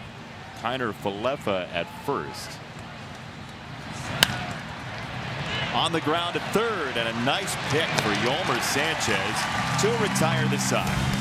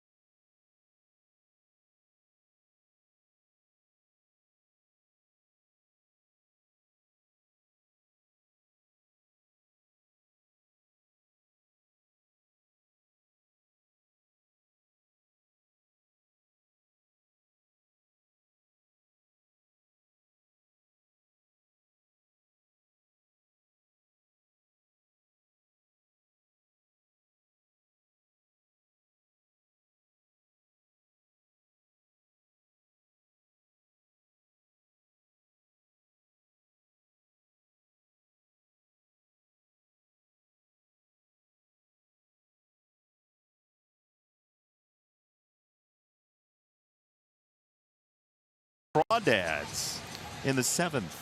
Pretty special outing for the first outing back, so that's a very positive occurrence. Now we'll see how the arm bounces back. Thank you, Layla. We certainly appreciate that. At least I do. I can't speak for Jason. That's never stopped you before.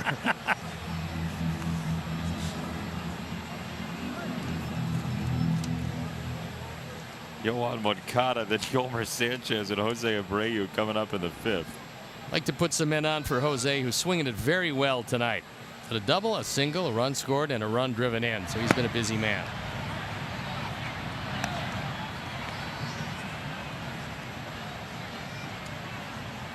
Ariel Jurado, 71 pitches into his major league premiere. That's a rocket fair ball down the right field line into the stool forest. It's a leadoff double. No chance at all for Guzman, and that ball shot down the line. Ball drifts out over the plate. If it stayed exactly where he had thrown it, he would have gotten jammed with it. But as it came back out over the plate, Moncada unloads. And Jurado, again, he's going to have to, if he's going to win up here, he's going to have to find some way to get inside on the left-handers. Right now, he'll fall victim to a lot of them as the ball kind of drifts back out over the plate. He's essentially got to be perfect in there right now. In the air, third base side, and to the seats it goes. Lively crowd tonight at the ballpark. A big crowd at the ballpark.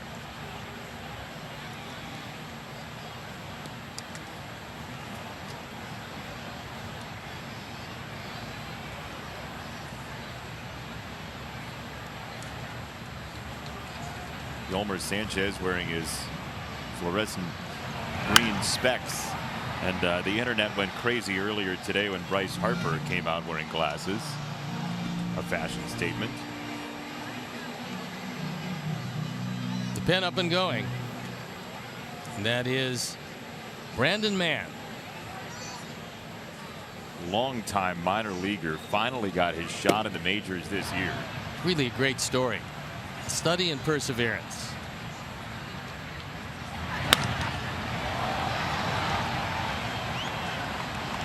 We're talking about a decade and a half in the minors. The saying goes, all good things come to those who wait, but that is waiting a long time.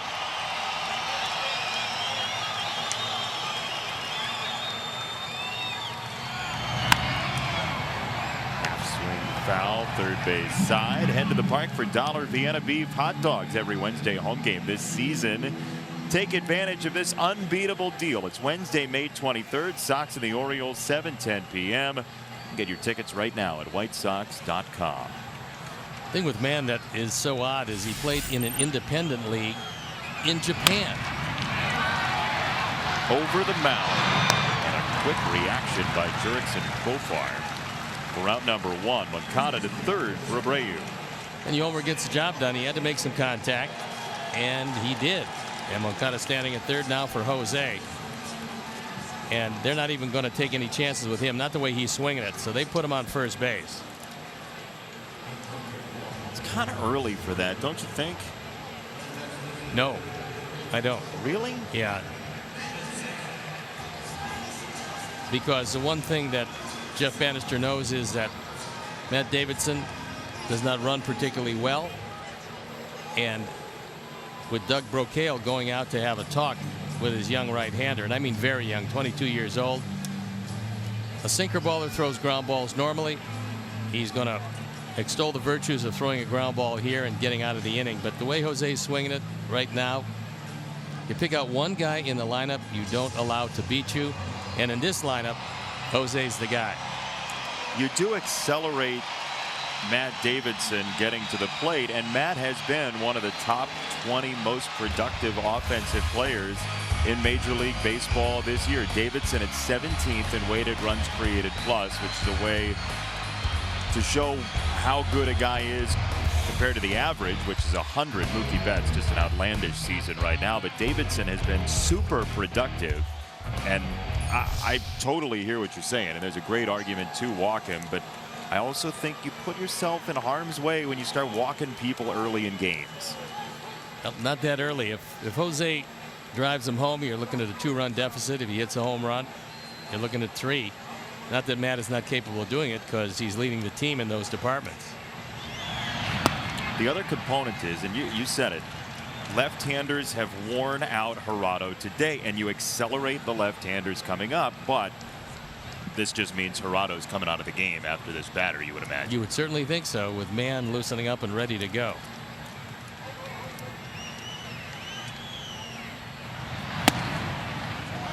In there for a strike, 1-1. That isn't really where he wanted to get it. Pitch number 80 on the way. There you look at the line. Things got a little tougher second time through the order for Gerardo. But control's been pretty good. Not going to strike out a whole lot of guys in the major leagues because he is a sinker baller. He'll get those, though, 1 and 2.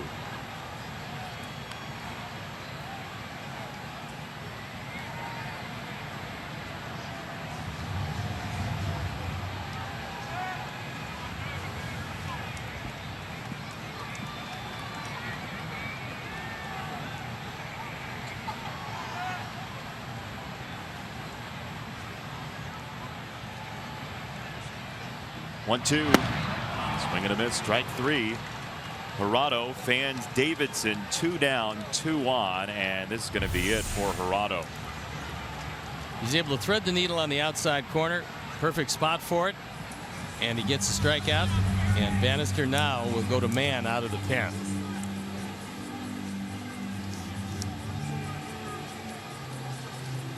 Major League debut for 22-year-old Ariel Gerardo.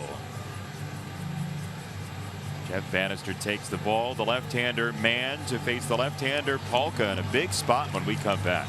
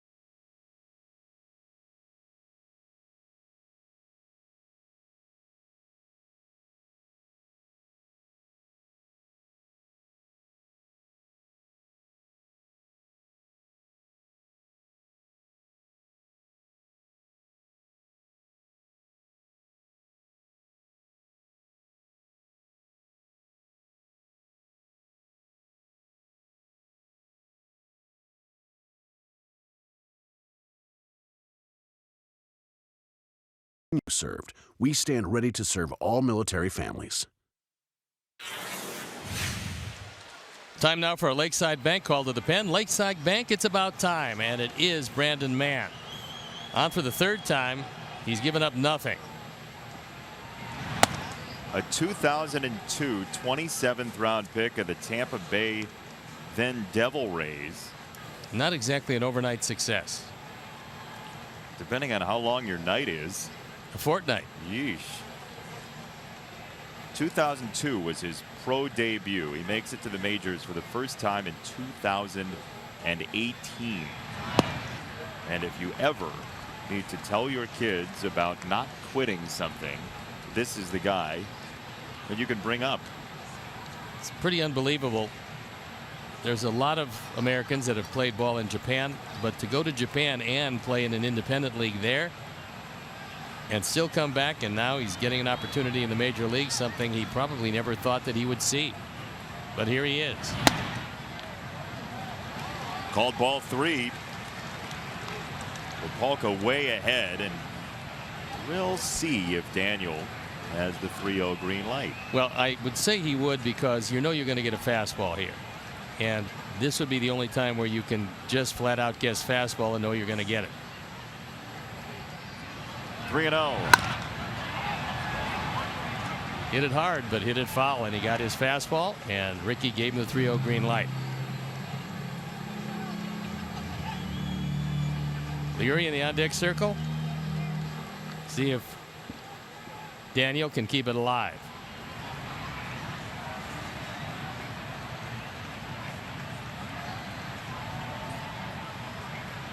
Three and one from Mann.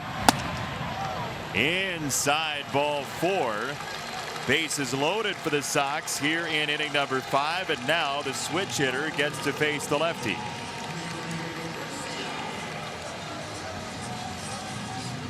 That isn't what Bannister had in mind when he brought Mann into the game. He expected that he would shut it down with Polka, but instead Leary gets a chance to improve on those 11 RBI.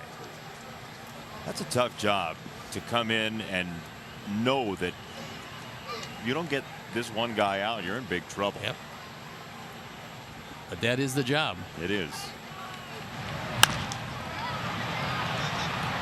Rolled over, Profar, the feed, and Odor is there. Sox strand him full, and we'll play the 6th.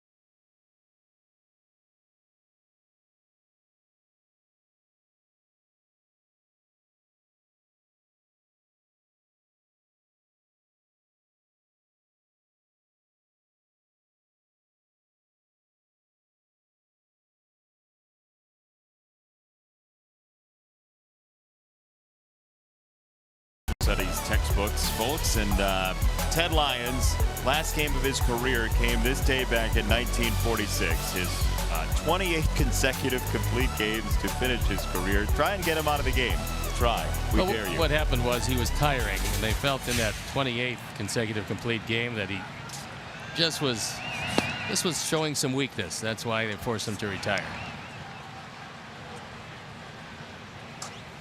At age 45. By the way, his ERA that last year when he did retire was 2.32. See, he was falling off. Well hit up the middle. Tim off the shift. Spins it there for out number 1. A ringing endorsement for the shift. And a ringing endorsement for Lucas not to be 6'10". He is 6'7". 6'10" probably gets him a face burger. So he was happy to dodge that one, and a nice play by Tim Anderson. Floats it across and gets it there in time. And it goes 1-6-3. They're saying that Lucas actually touched it on the way by. One down for Rougned Odor.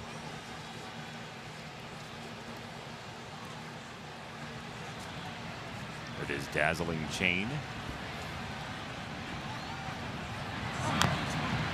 There's a bunt foul. Well, we told you about White Sox history with Ted Lyons. There's some other White Sox history in the ballpark as well. You were on the video board with your mustache earlier. I was on with my mustache? There it is. Oh, wow. Well, good looking unis. See? There I am, mustache and all. That is a great look. I was trying to sport the Tom Selleck look, but it wouldn't grow in quite as full as that. Thought maybe you were just getting ready for a possible tryout for 3 Men and a Baby. Nope. Magnum PI was doable, though. You went the distance on this day in 1977. I did. Complete game? Yeah. Wow. Orta, Gamble, Lemon, all with home runs. That was Southside Hitmen. We had a lot of home runs that year. Who'd I beat? It's not that long of a stat. I don't know. Oh, Kansas City. Oh, there you go. I thought you just wanted the opposing pitcher, but no. I'll give you the team. No, the team, Kansas City. They were pretty good that year. In fact, I think we had the lead for just about 4+ months, and then Kansas City absolutely blew us away. They just continued to win and win and win, and it was bye-bye Kansas City.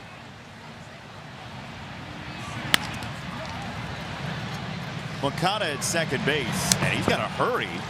Odor was streaking down the line, and that's out number 2. Speaking of Steve Stone, visit participating Chicagoland area Great Clips salons by May 25th to enter the Great Clips Summer Sweepstakes. Grand prize winner will throw out the first pitch at, this is where you come in, Mullet Night, Friday, June 15th. Plus White Sox. Never had a mullet. Never? No, I had a mull. I couldn't grow the full mullet. Plus White Sox tickets at a pregame patio party. Great Clips. It's going to be great. WhiteSox.com or 866 Sox game. I'm done now. That's good. Go get them. Thanks. 2 out, Chirinos. And a hook inside. It looked like he was trying to get out of the way. He really wasn't. He had a smile on his face because he tried to get hit with that one. It was a slow curveball, and he exaggerated the turn away, but he left the arm there. Now watch it. He turns away, but he keeps the elbow out there, trying to lean into it. That is a veteran move.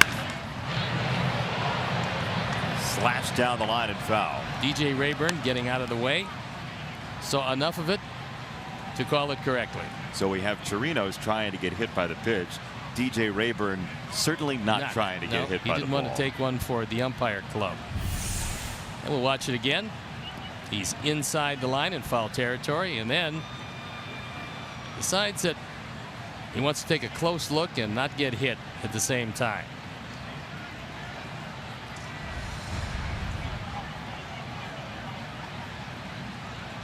One on the ground and foul. DJ Rayburn must have been watching Chuck last night. The moves to get out of the way. He had a lot more time to see it than our Chuck did. I suggested a batting helmet for our Chuck, but with those curly locks, he doesn't want to obscure those boyish good looks. I can add to this story. Okay, go ahead. Well, let's see what Lucas does here. By the way, Lucas is pitching on Star Wars night. Luke on Star Wars night. Oh, how about that? I'm going to show you this foul ball. Happened, Davidson was up, and you're going to notice Bill, our security guard, with the net. He's got a net with him. Oh, my goodness. Making a catch. How much do you pay him to do that? Keep you safe. I'm here with Bill actually right now. Bill, when did you start using this net? I just noticed it for the first time yesterday. I started at the beginning of the season. I brought it out because I didn't know how this netting behind me would work out, and I haven't seen anything hit off of here until yesterday, and that didn't even hit the net. That hit the facade, and missed you, and caromed off my radio. That was that's right. The one that almost decapitated me hit him on the side. Caught him right on the radio. Abreu, foul territory, off his glove. That would have been a great catch. And Chuck, it's those hard-hitting interviews that are going to put Mike Wallace to shame. Just giving you a flavor. How about this question, Bill? Are you much of a fisherman? Not at all. I don't fish at all. You just fish for errant baseballs. It's a safety net. That's what I use it for. I'm just giving you guys an idea of what it's like to be me down here in the camera well with baseballs flying. We're just glad you're okay, and we're glad you have people as good as Bill down there.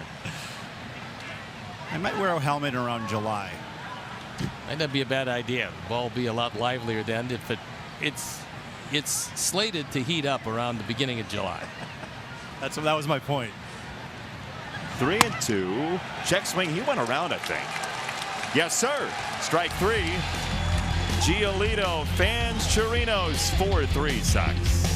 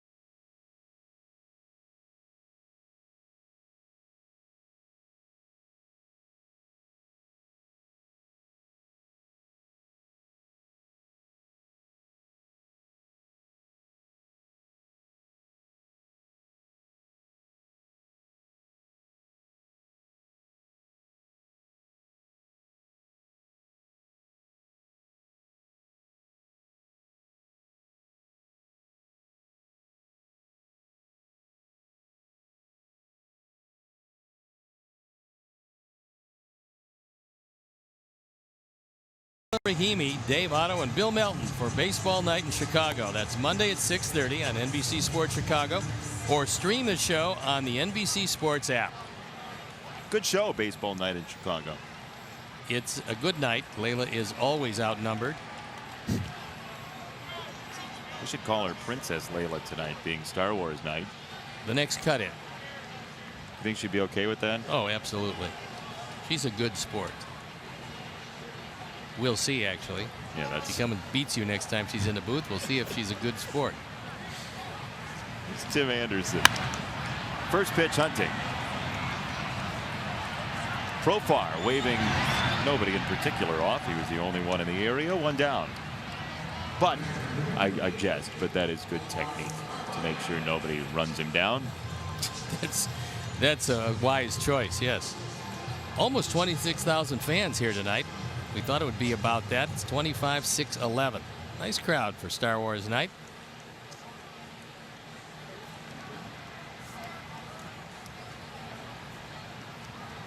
Who's your favorite Star Wars character? Chewbacca. Yeah? Yeah, I like the furry guy. Makes sense, you being a dog guy and all. It's true. Be a very large dog guy, but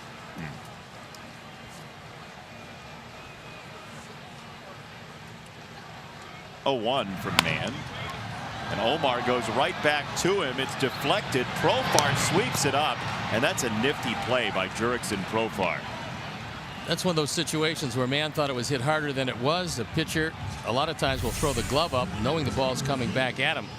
And it disrupts his timing. You see the glove is up long before the ball gets there. It does tip off his glove. Then the juggle. But the fortunate part, you got a catcher going up the line, and they get Omar by a step. That was Mann overboard. Yikes. It's too early for that. Save that for later. When? 12th, 13th inning. Here's Engel. Upstairs, ball one. Adam 0 for 2 with a fly out and a ground out, both to the left side. It's a nice idea to bunt your way out in this situation with left-hander up and Guzman back at first base. It's a gift hit if he decides to push it that way.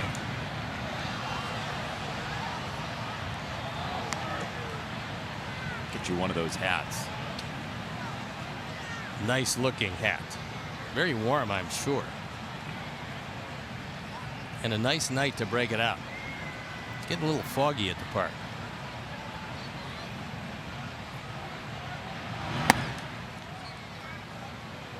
Yeah, there's a haze.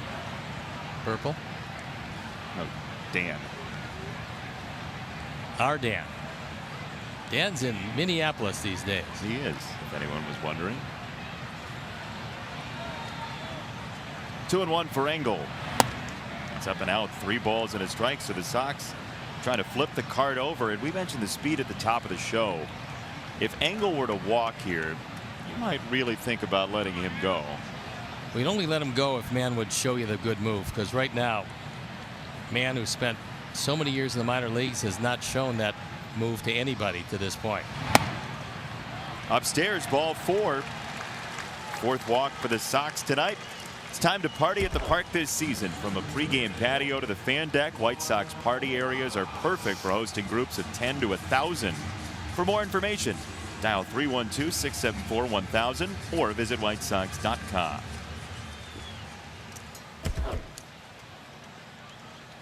The Bertucci boys will certainly take care of you in the right field corner. Great chicken, great combos, Italian sausage and Italian beef. Can't beat it.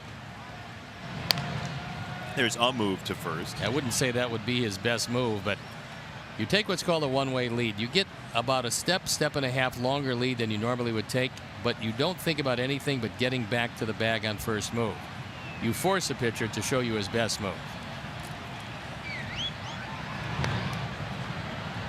Still not his best move, I don't think.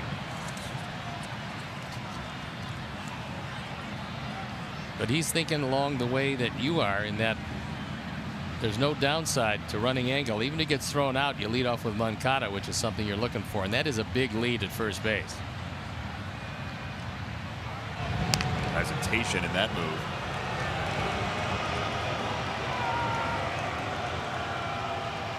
Fans here a little excited, but as long as you do step toward first base, you're pretty much okay.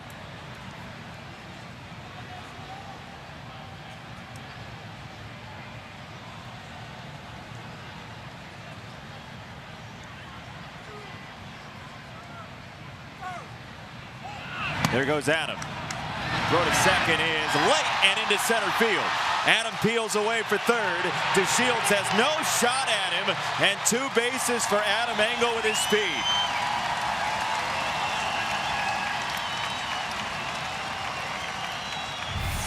Stolen base E4. Odor was so intent on the tag that he forgot the baseball. And DeShields came very close to airmailing Connor Falefa at third base. 6 for 7 now in stolen bases. Sox using their speed to try to put an insurance run up on the board. How about a wild pitch?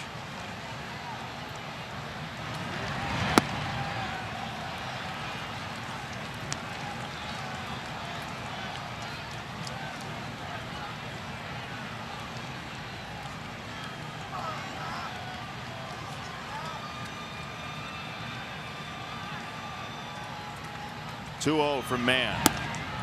That's outside. 3 balls, no strikes. Gomer in the on deck circle if Moncada can keep it alive.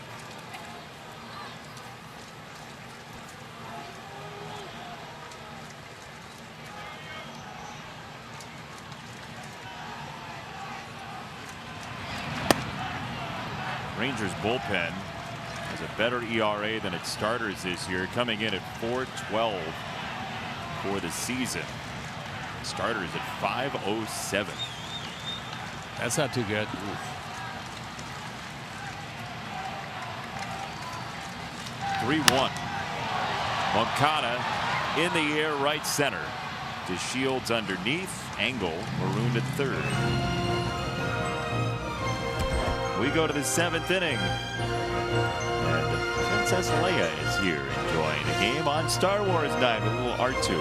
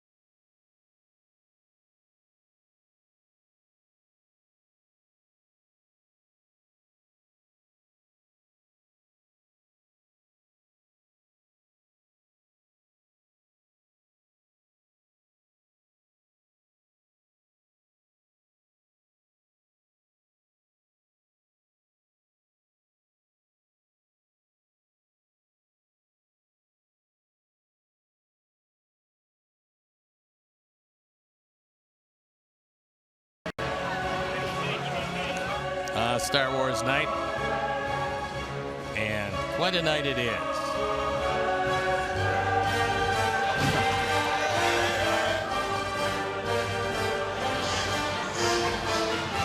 It's a little menacing.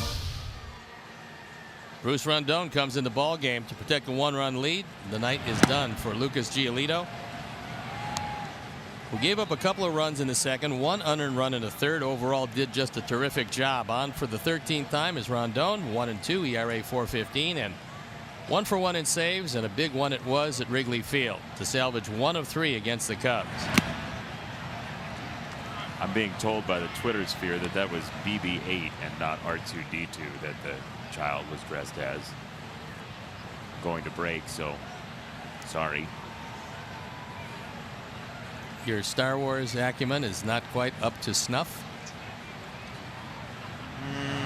Guess not.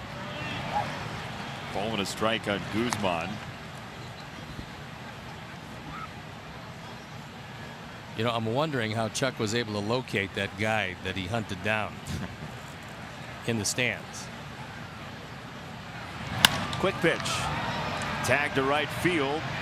Daniel Polka for out number 1. Speaking of that guy, he's with Chuck. Yeah, I think everyone in the south suburbs can see this man. It is Ian with an epic White Sox jersey here. I like jerseys with names on the back. He's got signatures of just about every White Sox player in the last 30 years. Tell me some of the names you've got on this jersey here, signed by the actual players. Oh, let's see. We start with the 05 guys. We got Brzezinski, we got Creedy, Aaron Rowan, Jermaine Dye, Paul Konerko.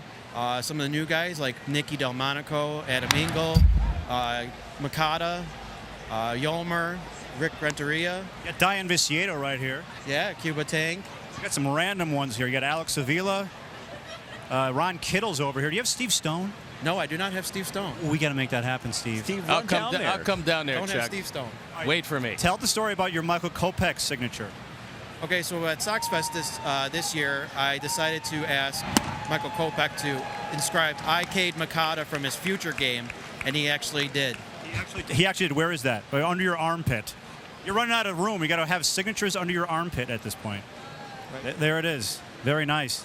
Who's the first signature you got? Omar Vizquel, and it was a 2011 game down at the bottom. When they came out to warm up, he came over, and he was the first one to sign it. First one. And now he's a manager in the minor leagues. How about that? I'm glad to see that he's in our organization again. Okay, a couple more questions. Who's the one signature of all the former White Sox players, or even current ones, do you want to sign next, other than Steve Stone? Polka. Daniel Polka. That's of all of them. You want Daniel Polka next. Why Daniel Polka? Just Daniel Polka. I got everybody else. All right. And then I got to ask this. I mean, these are precious signatures on this jersey. Have you washed this jersey? No. And there you go. The next one would be Farquhar. Yes.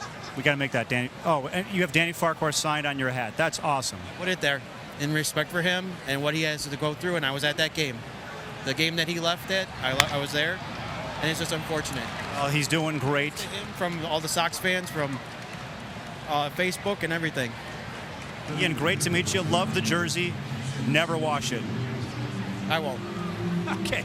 Jason and Steve, unless you have a question and we can wrap it up. Well, before that wonderful sentiment about Danny, Yeah. I was going to say that it's very clear why there's a spot next to Ian for you to stand. It's because nobody wants to sit next to him because he's never washed his jersey. No, he's got friends. They just scattered once You we started cleared the them out. segment. Yeah. Chuck, that's awesome. Okay. Thank you. You got to figure that the Shields is going to be going somewhere very early in the sequence.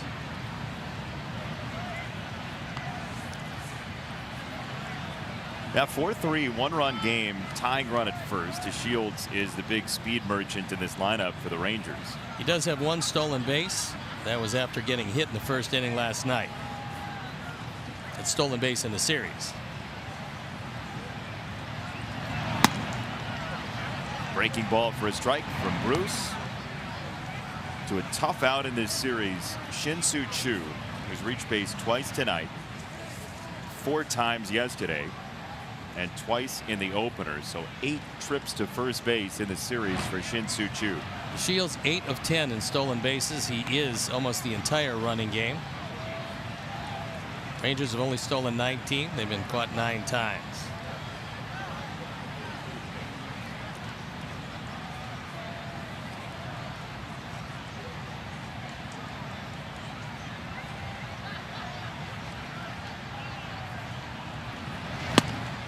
Swing and a miss. 0-2. Surprised DeShields hasn't gone yet? I am, but I think the 0-2 pitch is a good pitch to run. There are some managers, however, that like to throw pitch outs 0-2. We haven't seen Ricky call too many pitch outs. Omar looking over in the dugout. Now he wants a set of signs.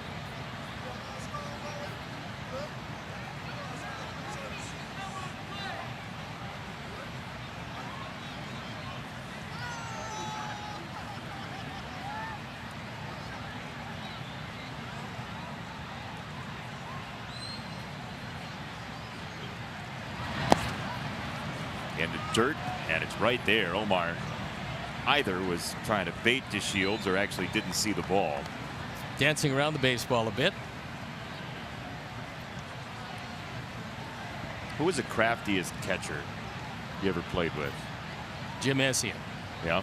Yeah, use the old sponge trick. I'll get back to it after the resolution of this at bat.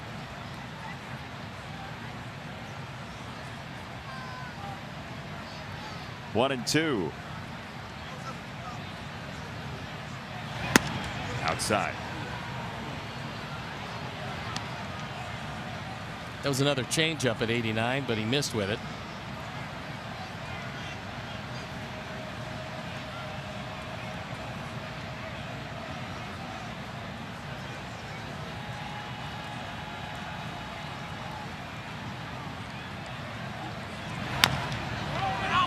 On the ground and foul. It's off of Chu.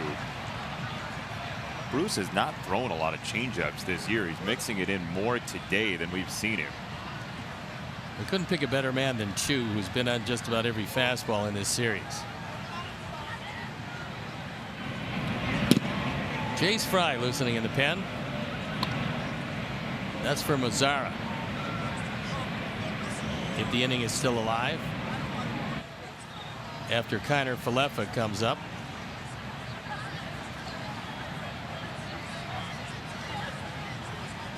DeShields at first. 2-2. Check swing, and he did go. Strike 3.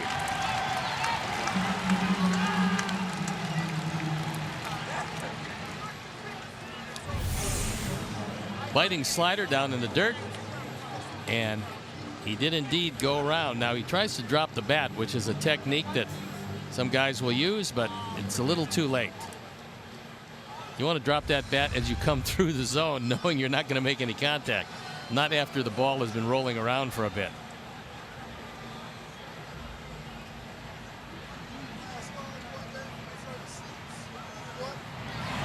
Kiner Falefa takes ball 1.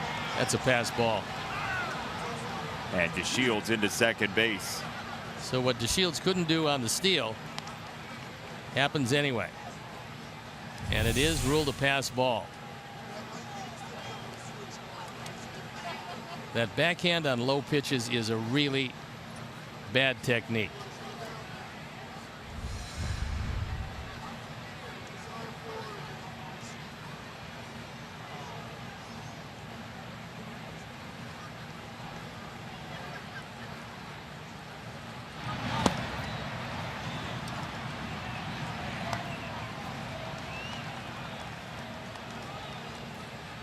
Kiner Falefa plunked twice. He has just 1 hit in this series. That was in the second inning in the opener. Breaking ball, strike.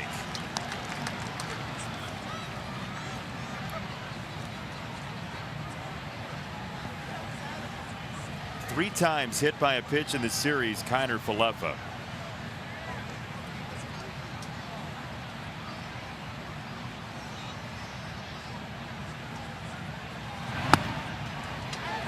That's a strike, clipping the bottom portion of the zone. That time he turned his back on him and then with a lot of deception. 4 to strike over at the knees. And watch it again. You might remember a man who led the American League in ERA, Louis Tiant. Great pitcher. 160 ERA in 1968.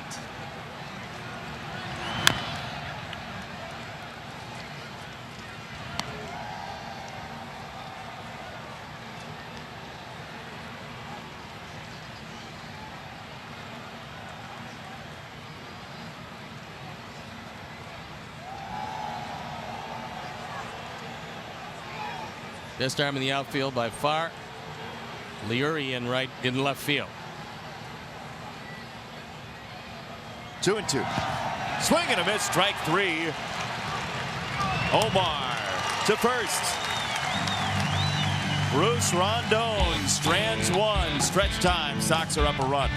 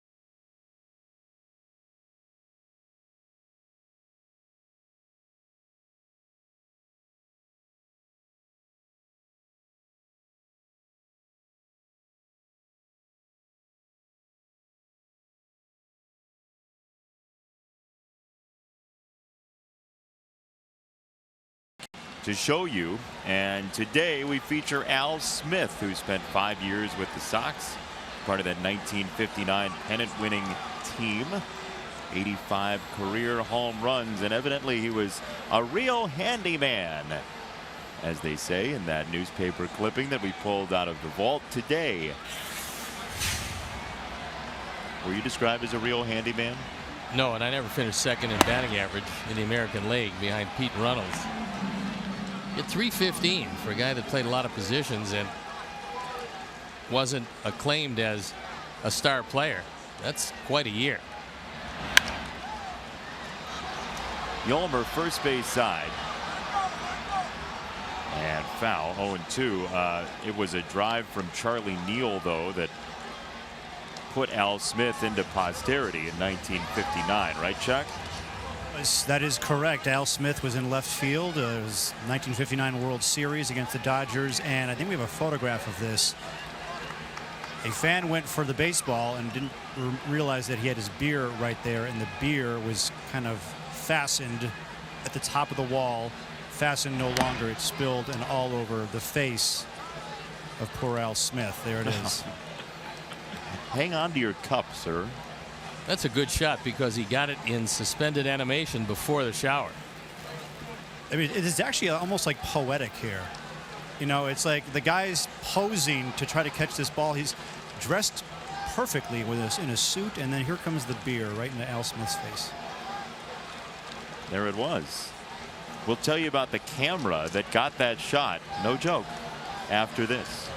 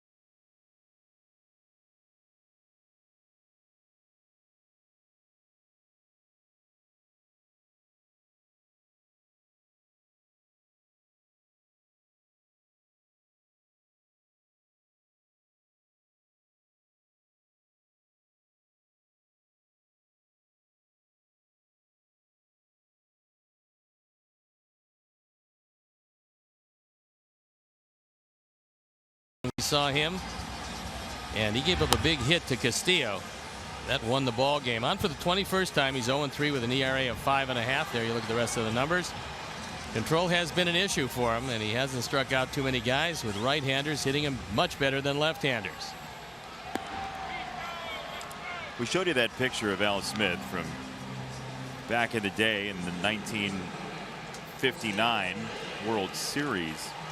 Ray Gora, a photog for the Tribune, took this picture, and he took it with a new model of camera that was evidently developed by the government to take shots of rockets blasting into space from Cape Canaveral. So there was this new shutter that gave him the ability to get rapid succession pictures with a 70mm lens. It was a big old camera, and he almost felt like he was stuck with it, evidently, according to this story from the New York Times. But he got one of the greatest shots in Sox history with that camera, Ray Gora.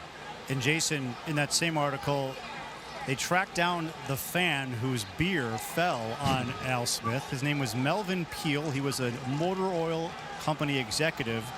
He was quoted as saying, "Somebody wanted a sandwich. I put my beer on top of the wall and bent down to get a sandwich out of the basket. Then I heard the crack of the bat." And he said he was trying to catch the baseball because, quote, "I wanted to be sure the ball didn't hit my boss's wife." Smart man. So there you go. Best offense is a good defense. Got to protect the boss's wife. Pretty important. All of that great history because somebody was looking for a promotion. 0-2 on Abreu. That's in the dirt from Jepson.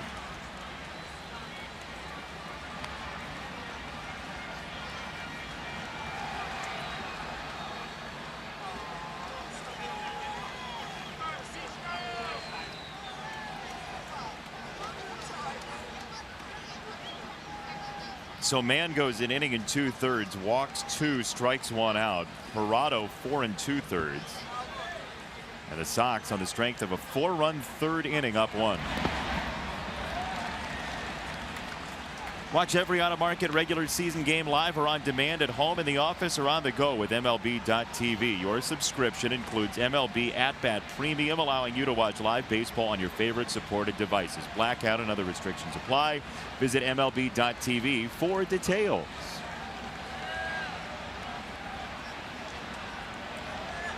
Two and 2, Jepson to Abreu. That ball is drilled. Center field. DeShields at the track. It is gone.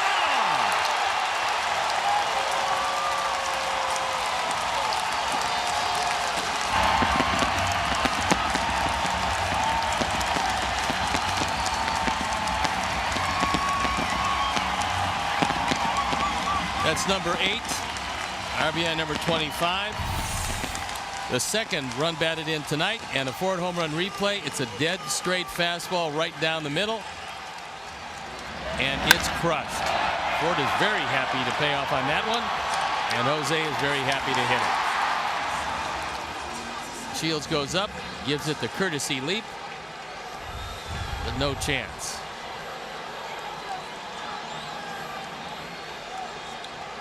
Four times up, 4 times on for Jose tonight.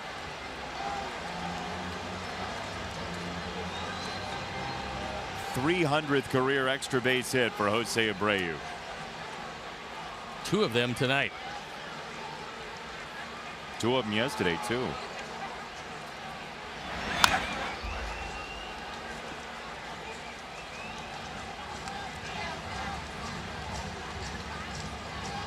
One and 1 on Davidson. Fastest to 300 extra base hits is Frank Thomas. Jose just 29 games behind in the extra base hit category.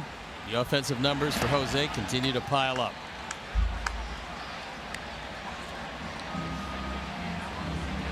For that home run, by the way, another generous donation from the Alex Snellius family in loving memory of Ursula.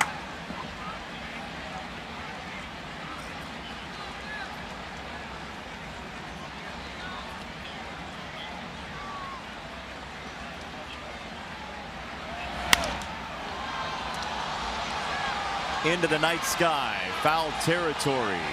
Out of play. This is the calmest we've seen the wind here in quite some time. Blowing at 2 miles an hour when the game started, and you see the flags. Not much going on up there. There is the right field corner. Usually it's howling out toward right field, but not so tonight. Flags are taking a Saturday off. It's good for him.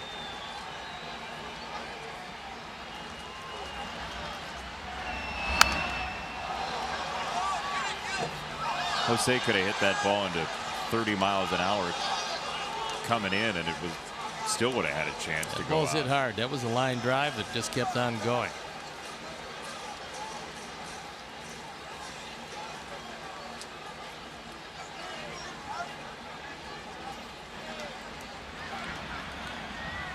Two and two for Davidson. Boy, Chirinos wanted that down. He didn't get it there, but Jepson does get the out. 2 away. Let's take a look at Verizon's projected starters for the upcoming game, and that is Minor versus Lopez tomorrow, 1:10 start time. Ronaldo looking for his first win, and this his 9th start. Take a look at the rest of the numbers. Opponent's batting average of 222. That's awfully good. So that's going to be it for Jepson. He's going to depart. And as he walks out, so will we. We'll be back.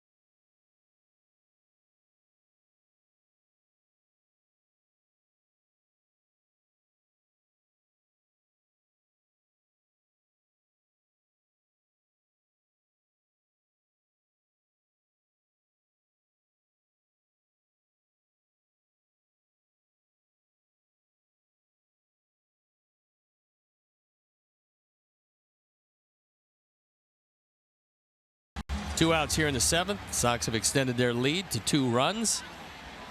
And Diekman trying to neutralize Daniel Palka.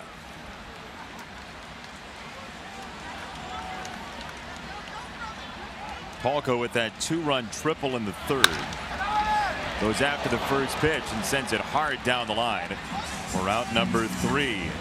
But the Sox double their lead. Jose Abreu just hits a missile to center field. 5-3 Sox.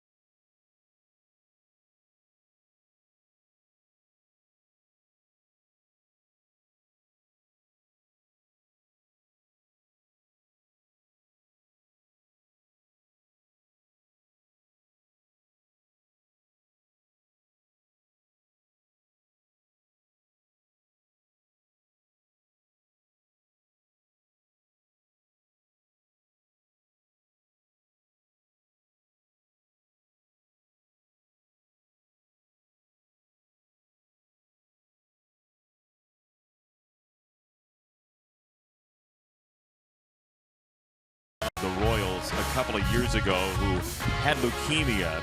They made an agreement. Butera said, if you beat cancer, I'll dye my hair any color you want. Well, Drew, what happened? Here we are a couple years later. He's cancer free and I have pink hair, so. What a beautiful thing. This is some of the video of Dagan and Drew at the salon getting their hair dyed pink together. Butera, known for his bat flip, his hair flip, I should say, in Kansas City. Here's the reveal. Good look. Oh, that's a very good look. That's really nice. Good story. What a great jersey. Dagan is rad. Jace Fry comes into the ball game. Boy, he's had a good curveball also, and he's on to neutralize Mazzara. Turn Profar around from the right side where he's a better hitter, but then Gallo and Odor from the left side. That sounded like it caught the glove and then went back, so 1-1. There you look at the numbers. On for the 6th time. He's been a revelation since coming up from the minor leagues. The arm's a lot stronger this year than when we saw him in previous seasons. 8 strikeouts in 6 innings. Largely on the heel of that very good curveball. Trace Thompson takes over in right field.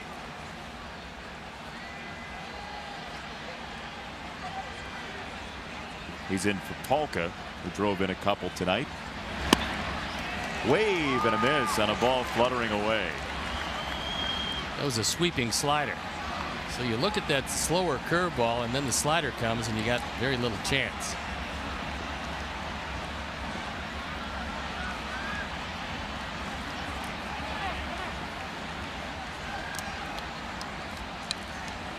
It's your put away pitch on 2-2. His curveball's been so good I would not hesitate to throw it here. Tell you what he has done. He has surprised a lot of these left-handers with a fastball. And it's going to be a slider though. He got him swinging downstairs. Jace Fry strikes out Mazzara, and this young man's confidence is through the roof right now. He's throwing everything for strikes, and both the slider and the curveball have been exceptional. So back-to-back sliders get him a strikeout of a very tough hitter in Mazzara.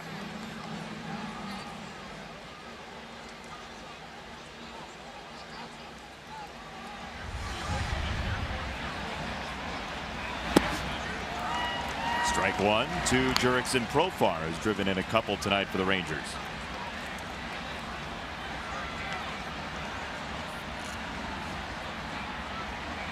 So that's now 2 walks, 9 strikeouts for Jace Fry in 6 1/3. Scoreless ball. And still hitless ball.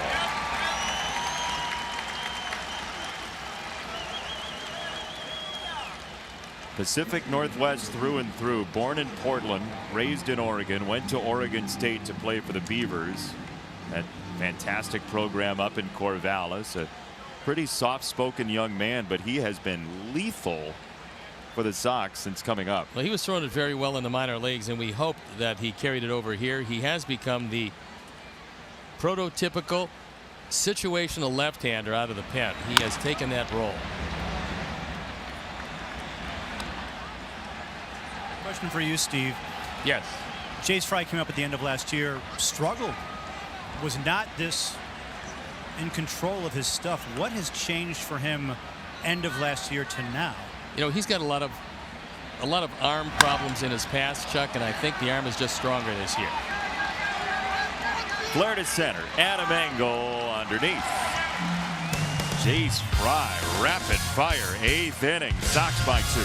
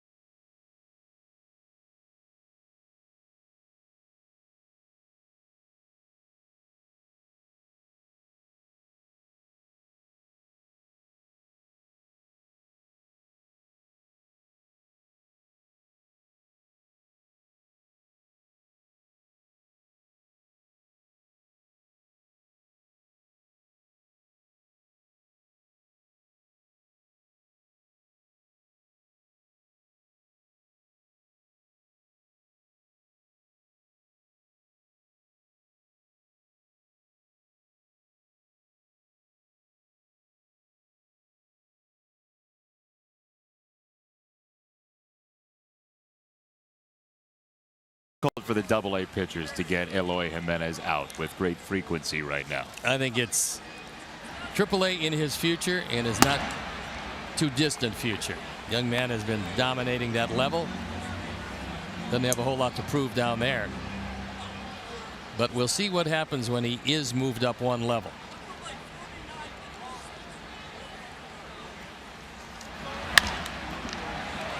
On the ground and past Odor.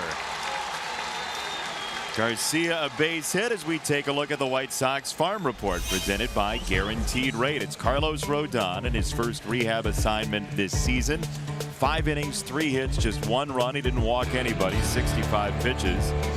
And he is maybe in it for the long haul if he stayed for the game. The Intimidators are in the 10th inning right now. Bonus baseball for Carlos to watch. I just love the fact that he had a very clean outing. Now we'll have to see how he comes out of it. It's one thing to get it done, and he had a lot of throws in extended spring, a lot of innings, appearances. However, this is the first game action. You know he's going to be a little sore coming out, but it's a good soreness. And he threw it well. Really good sign for Carlos Rodon. Yes, it is.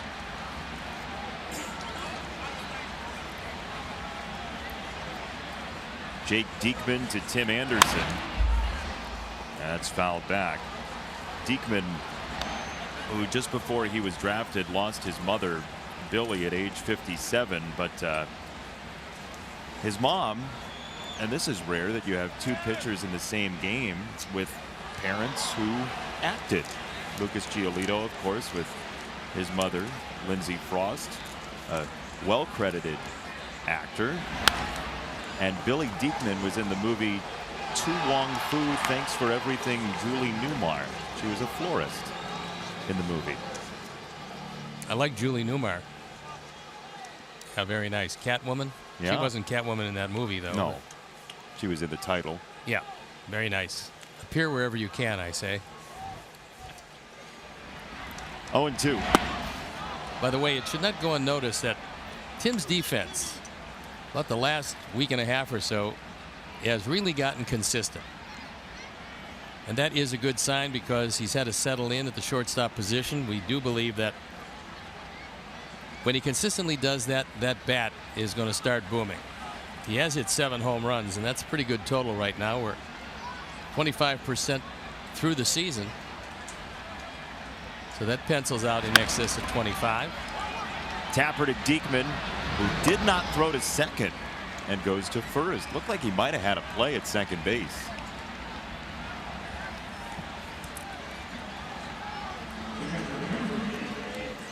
What do you think? Well, we'll take another look. I think he definitely had a play at second base. He just didn't want to pull the trigger. A lot of pitchers get a little shy, throwing to the bases, not wanting to open up a big inning in case they do make a mistake. Tim, maybe not his typical gait going to the dugout.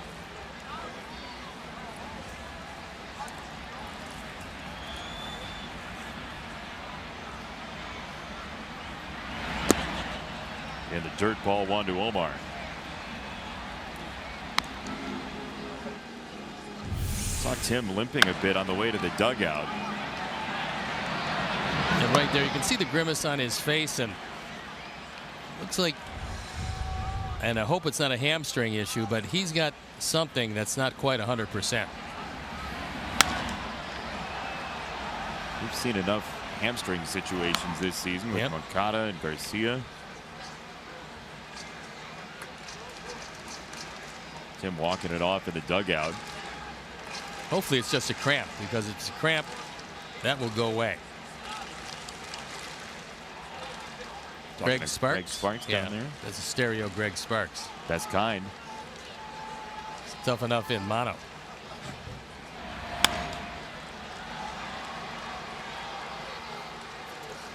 Rangers in the 9th will bring up Odor, Chirinos, and Guzman, 7, 8, and 9 in the order.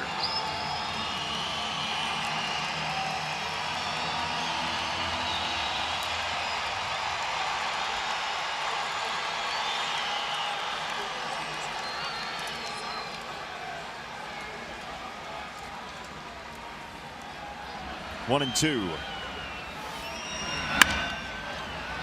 On the ground. That does get Garcia to third.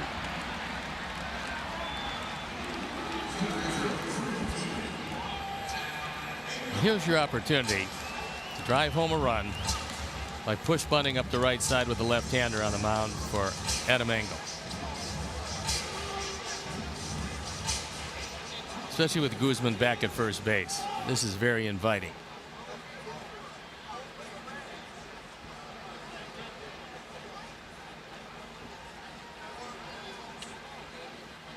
Adam showed bunt earlier in this series.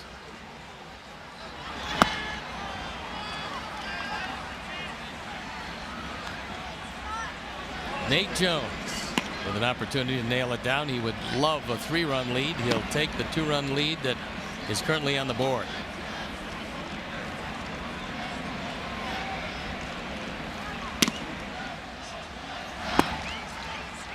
Fastball inside at 97.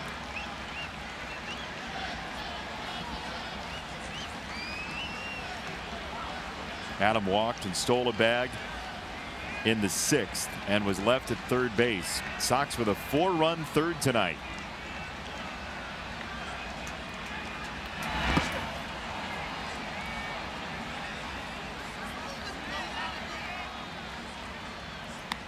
The Diekman stuff is very good. When you can throw 97, you got a slider that looked like that last one. You got to be tough to hit.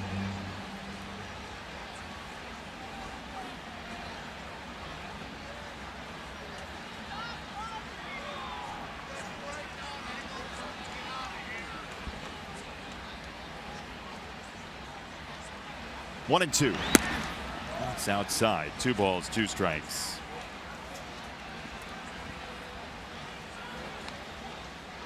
Sox made a couple of roster moves before the game. Carson Fulmer sent down to AAA. Dylan Covey comes up. Jose Rondon brought up to replace Nicky Delmonico, who's on the DL with that broken bone in his hand. It's in the right hand for Nicky. 2-2. It's there for strike 3, a fastball. To the 9th we go in a 2-run game.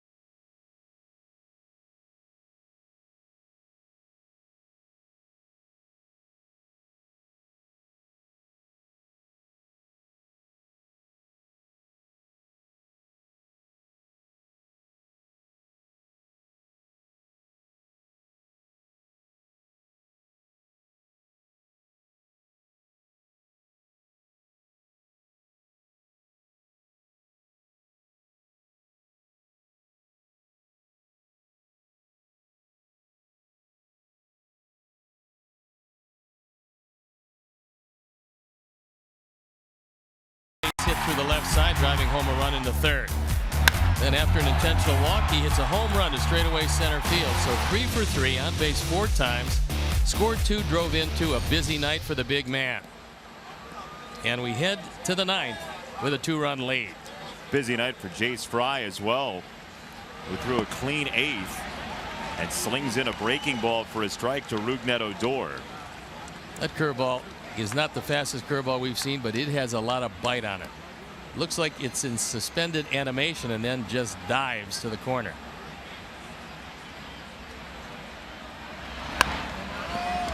Bunt foul, first base side, 0-2. A lot of moving parts when that ball was contacted. Yep.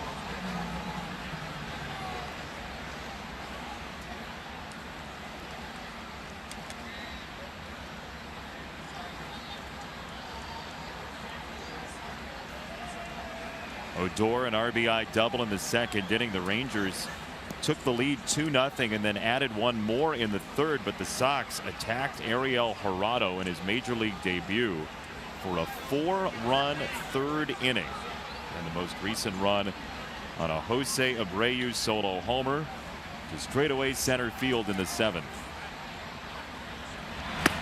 Swing and a miss, strike 3. Jace Fry continues to dazzle. Here comes Ricky Renteria, so he got what he wanted out of Jace, and he was just brilliant. 4 hitters, 4 outs, 2 strikeouts. See you later, Odor. And on comes Nate Jones to try to nail it down.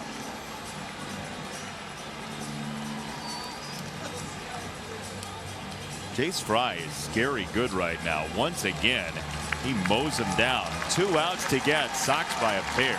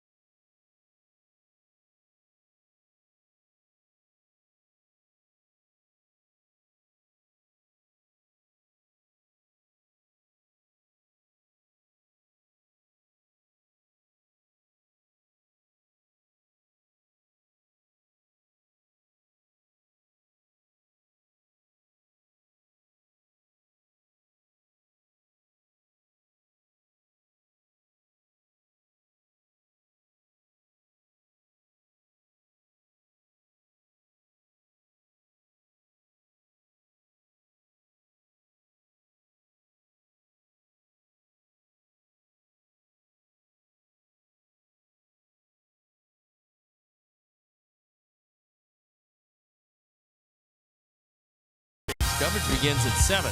You can also stream the game on the NBC Sports app. Our Lakeside Bank call to the pen is Nate Jones with 2 outs to get to nail down a save. There is a look at Nate. On for the 18th time. He's 2 of 4 in save situations. It appears now he's been handed the job of the closer for the time being. And he's got the bottom part of the order. You just don't want to get to chew this inning. He would be up 4th from where we stand right now. Chirinos takes a strike. You got some room to play with. However, Guzman's got some pop, so retiring Chirinos is admirable. Robinson Chirinos, who has seen Nate Jones once in his career. He's 1 for 1 with a single.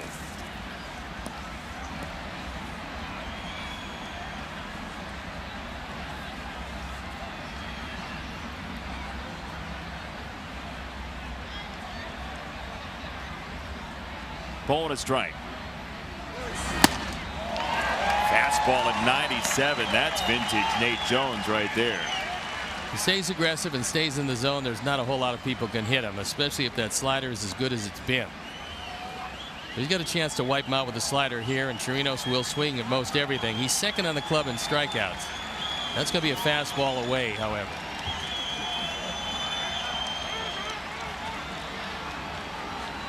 See if they go back there. 1-2.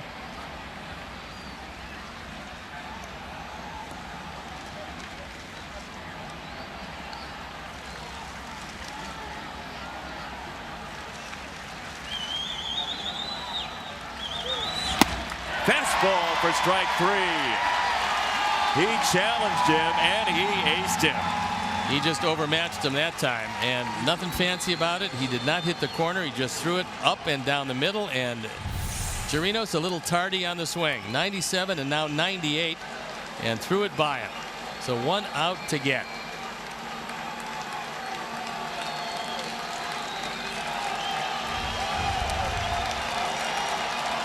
It's Ronald Guzman.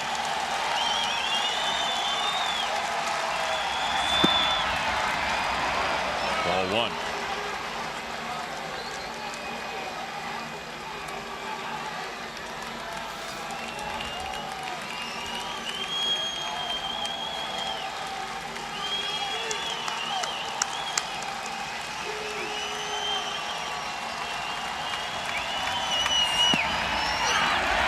Fastball at 98. He is corner hunting tonight. It looks like he's got a whole lot of confidence coming off his last save. Put together 1 good inning at Wrigley Field, saved a ball game the last time out, and looking for 2 in a row here.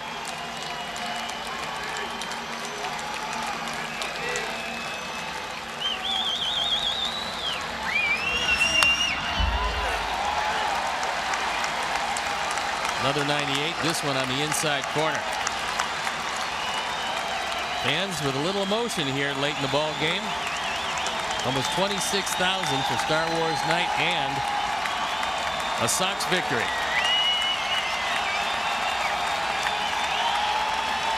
One strike away. 1-2.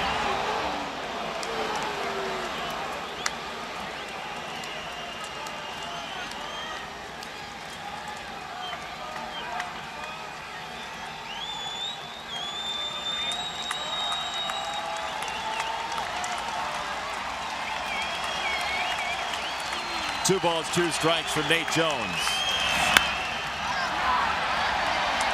On the infield, Tim is there, and the Sox win.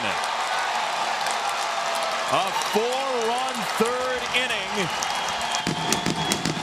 and a well-done effort by the bullpen. Makes a winner out of Lucas Giolito.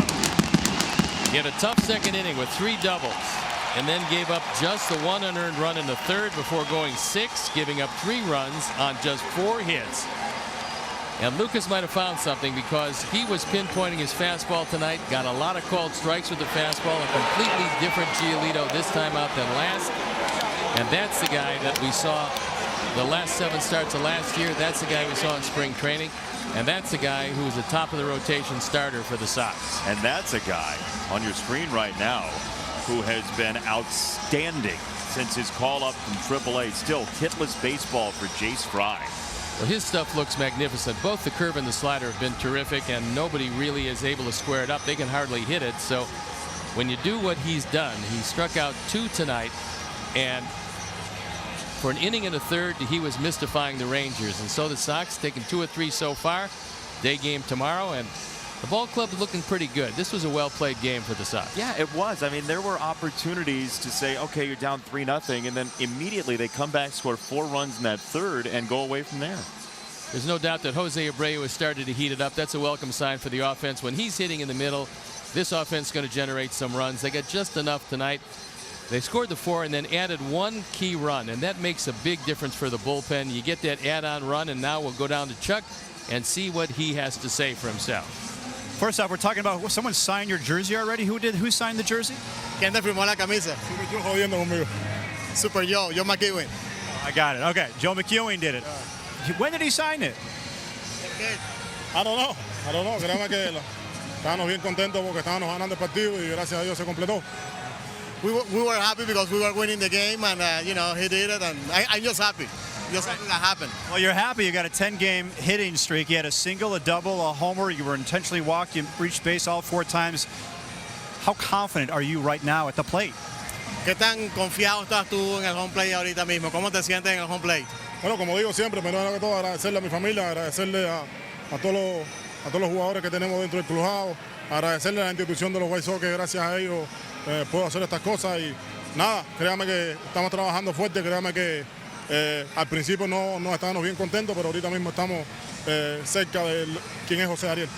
No, I've been working hard. At the beginning of the season, I wasn't feeling as good as I'm feeling right now.